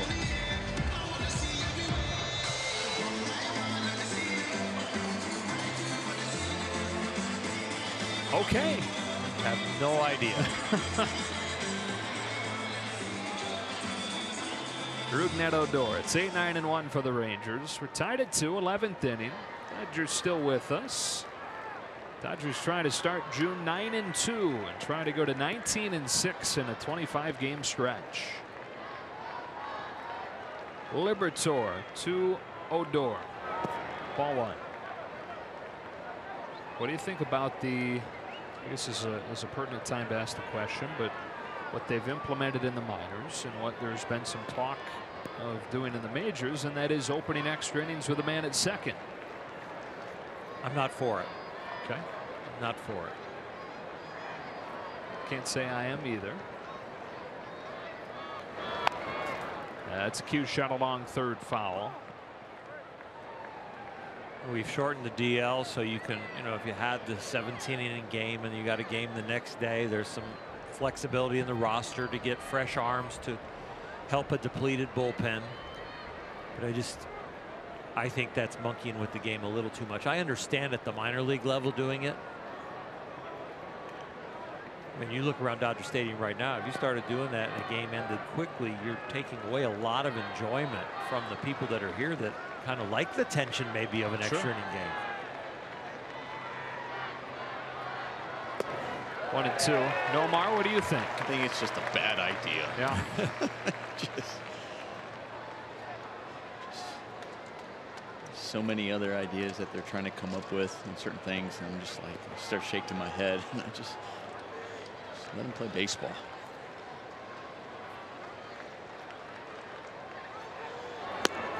Inside, and it evens up on Odor.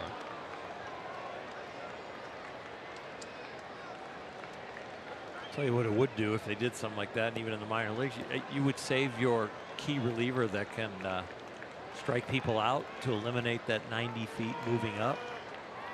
You'd have to save him for the man on second, no out. Yeah, you'd have like, I've got my guy for a closer, and if the closer blows it and he's a strikeout guy, and all of a sudden you're going to extra innings, you go, oh my gosh, I don't have a strikeout guy anymore. I'm going to have a guy at second and no out. I mean, you start playing out all the scenarios. Then you'd have to have a guy who really can handle the. We might see guys who can bunt a lot more too. Yeah. Going up there, just first guy bunt, move him over.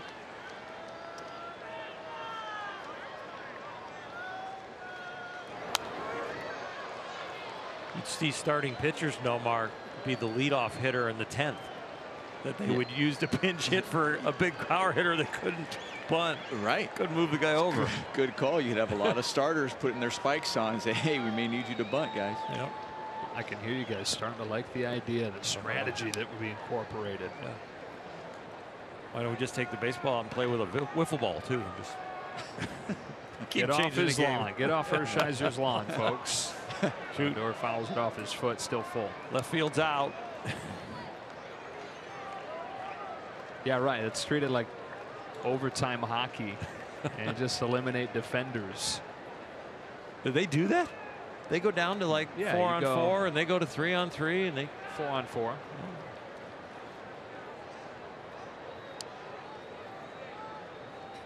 Be kind of a fascinating thing, though. Say the game gets to the 13th inning, you lose an outfielder, or you get to choose who you lose, but you have to play defense with 8.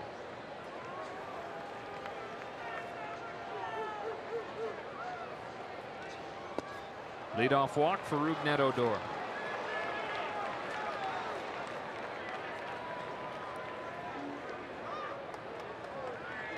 Pitcher number 53, Jesse Chavez. And Chavez is going to hit for himself here.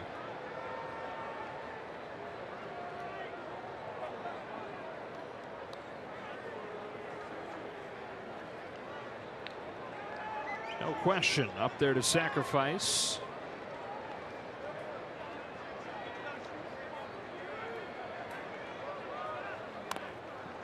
It's the first one foul. There was a piece on The Athletic a few weeks ago. David Sampson, former Marlins president, who's now an analyst for CBS. He spent more than a decade on the Rules Competition Committee and was known for his outside the box thinking on rules and the way the game's played. So outside the box that not a lot of times did we ever hear about his ideas because they get squashed in these meetings so quickly. Chavez stabs at it, falls behind 0-2. Well, his ideas are now public through this Athletic piece. One of the ideas he has, and these are radical ideas, is something called the wild card player, where in the 9th inning, when a team is trailing, you can send up whoever you want, even if he's already hit. Pop foul, and Chavez the first out of the inning, regardless of where it is in the order. So say that you have Jesse Chavez coming up to start the inning. Well, you don't want that. You want Nomar Mazara to come up in that spot. You think of it from the Angels' perspective. You're going to send Mike Trout up there as your wild card hitter. Definitely radical, but it'd be some must-see TV. I remember you telling me about this article a few weeks back and how it's like, wasn't one of his reasons that like at the end of a basketball game it's tied up, there's 12 seconds left and the ball's going to go to LeBron James. Exactly. Shin-Soo Choo with a man on, 1 out. Yeah, you know, late in a football game, you know, Aaron Rodgers is going to take the snap. Who doesn't want Kenley Jansen against Mike Trout?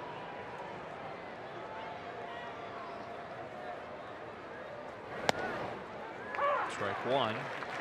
What if he gets him out? In his rules, was a guy allowed to come back up again? You can pick whoever you want. So say from the Dodgers perspective, Matt Kemp has been the most consistent, hottest hitter. You want Matt Kemp to start the inning for you. Say Kemp doubles. You want him again? Bring him back, have him hit again. You put a runner out there on second for him.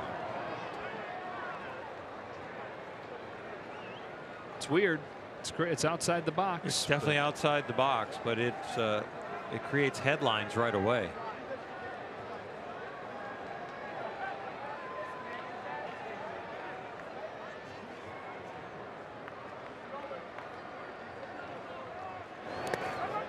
One ball, one strike.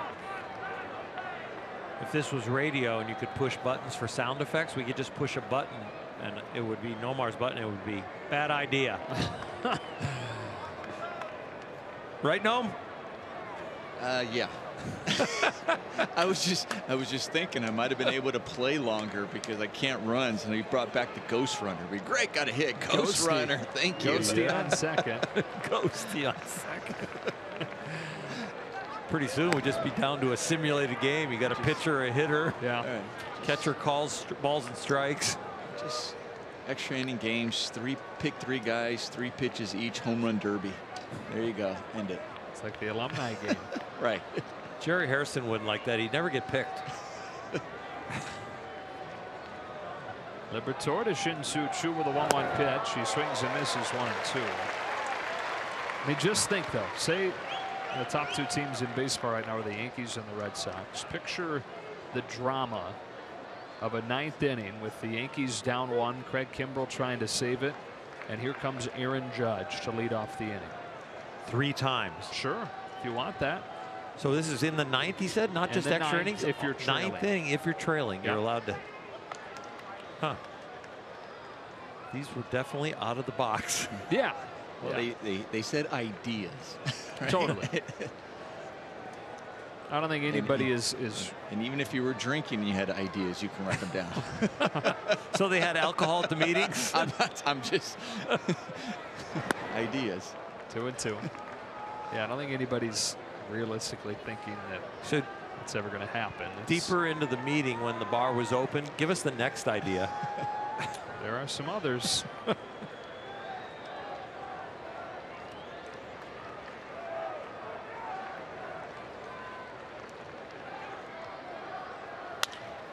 Roller to second. Forsythe, Taylor, double play. To the bottom of the 11th after a scoreless inning from Adam Liberatore.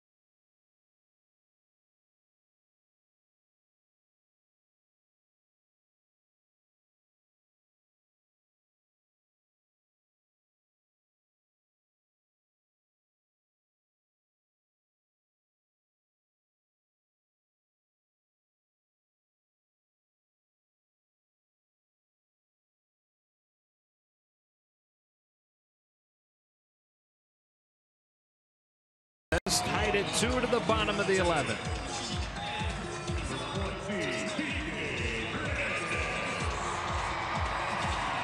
Scoreless work from both bullpens, and they're going toe-to-toe now. Both starters have been gone for a while. Maeda gave up 2 in his 5 innings of work. Hamels gave up 2 in his 6 innings of work. Only 1 was earned with Hamels. But the bullpens have given up nada. Heart of the order for the Dodgers. Hernandez, Bellinger, and Puig.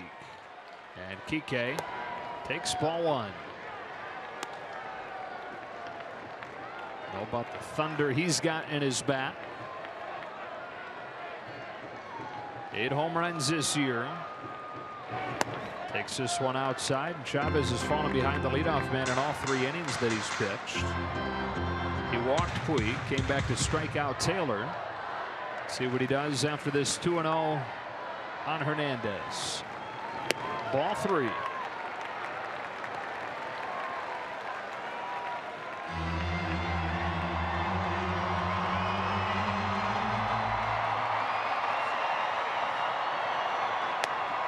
That tails to the corner, strike 1.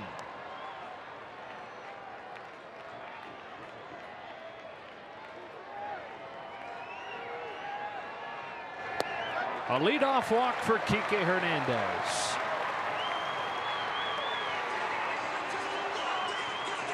We can just stay out of that dreaded 1st and 3rd no-out situation. Up comes Bellinger. 2 walks and a double tonight.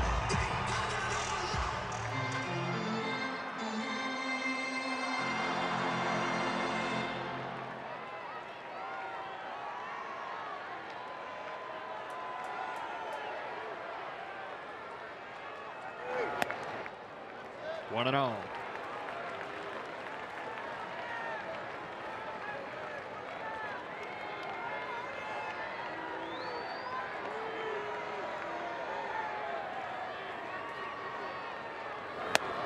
Oh, tried to hit it a mile.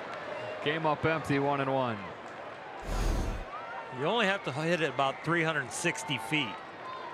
But boy, that was a pretty swing.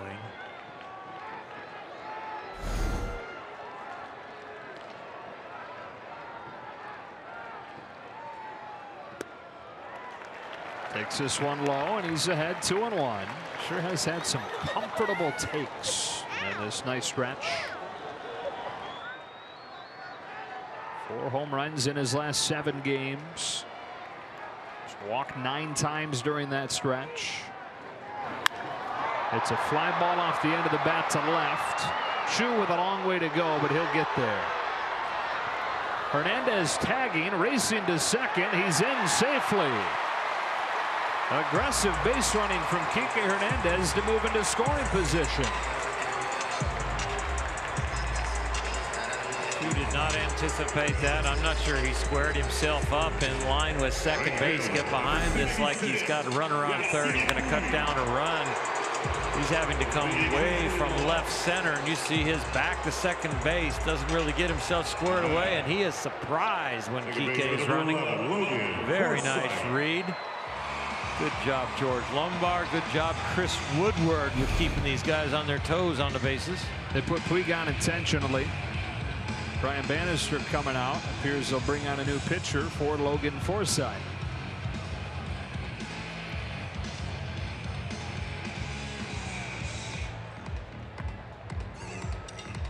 It'll be the hard-throwing Matt Bush. Dodgers again on the doorstep. Tie game in the 11th. Potential winning run in scoring position.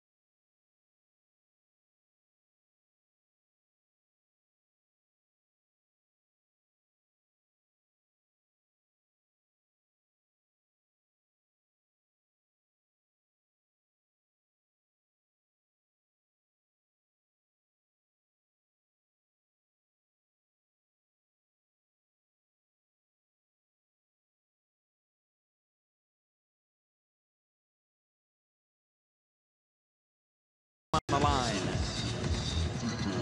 Recalled from Round Rock AAA on 5/21, and he has not fared well since that. He is a hard thrower, an average fastball over 96 miles an hour. And actually has had a tougher time with righties than lefties. They're hoping that the stuff plays a little better against the right-hander Forsythe. Hernandez at second and Puig at first. And Forsythe with a chance to be the hero.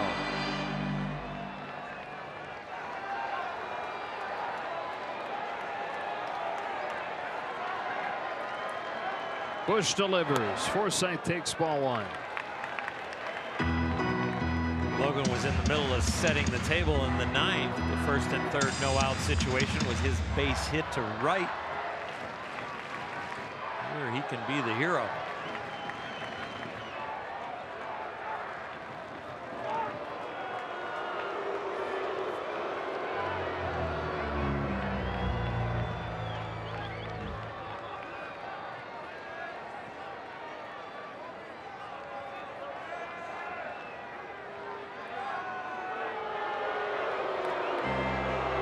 Kike's extra aggressive base running, tagging from first and getting into scoring position, which then led to Yasiel's intentional walk. They're paying extra attention to him out there since he's already been a little froggy.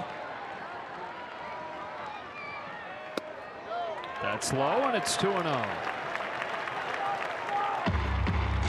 Logan Forsythe. It's been a bumpy ride for him since he came over from Tampa Bay. Just hasn't been able to get going with the injuries that he's dealt with. Although last year did have a couple of game winners. Takes a strike here, 2-1. He's not afraid to take a walk or go deep counts. And Bush has struggled with his command. In 23 innings, he has 13 walks.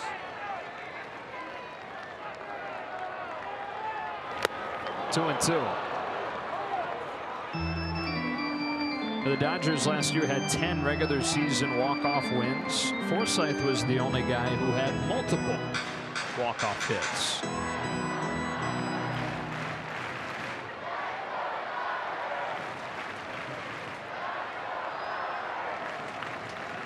Hernandez at second and Puig at first. Hernandez the only runner that matters, and Bush checks on him.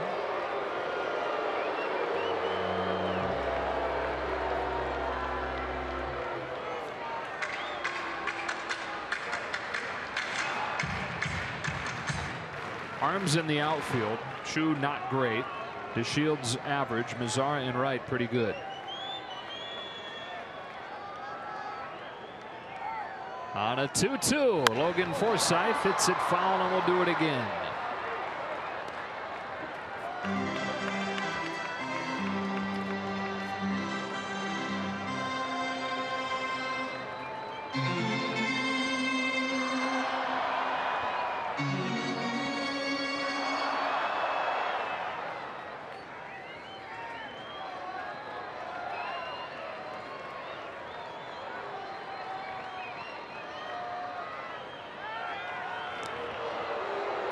Kike's got that lead measured up perfectly. They're trying to shorten his primary lead. They're trying to shorten his secondary lead. Outfield pinched in, so they give themselves every opportunity that if Logan hits the ball to the outfield, they still have a chance at Kike. Another 2-2. Forsythe takes it low and away, and he's worked it full. As you talked about him being prone to do. Austin Barnes on deck.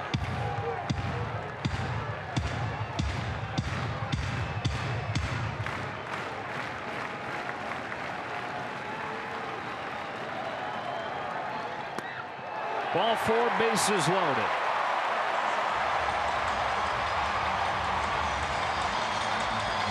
That's number 15, Austin Barnes. It has been a rough night for Austin. 0 for 3 to begin with 3 strikeouts. Then he came up with runners at the corners and nobody out in the bottom of the ninth. And bounced into what felt like an impossible double play to bounce into. He's got a chance here to redeem himself and become the hero in the 11th.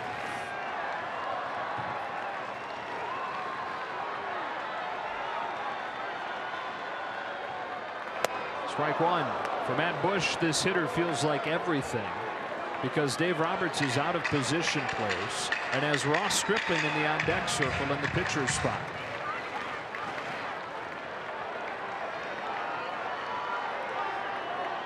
Bush is 0-1. Barnes takes it outside. 1 ball, 1 strike. You don't have to hit it too hard. Just meet it. He's going to supply the power.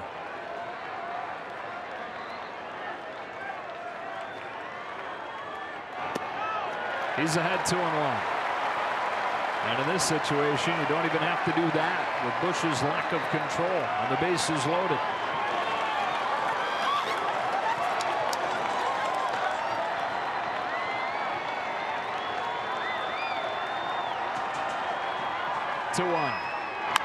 Bouncing ball. Bush has it. Comes home. He didn't get him. Hernandez scores. The Dodgers dance their way to a win at home plate. Jeff Bannister wants him to take a look. Did he get his toe on the base? The celebration has begun. The umpire's telling him, hold on. This is going to go to a review.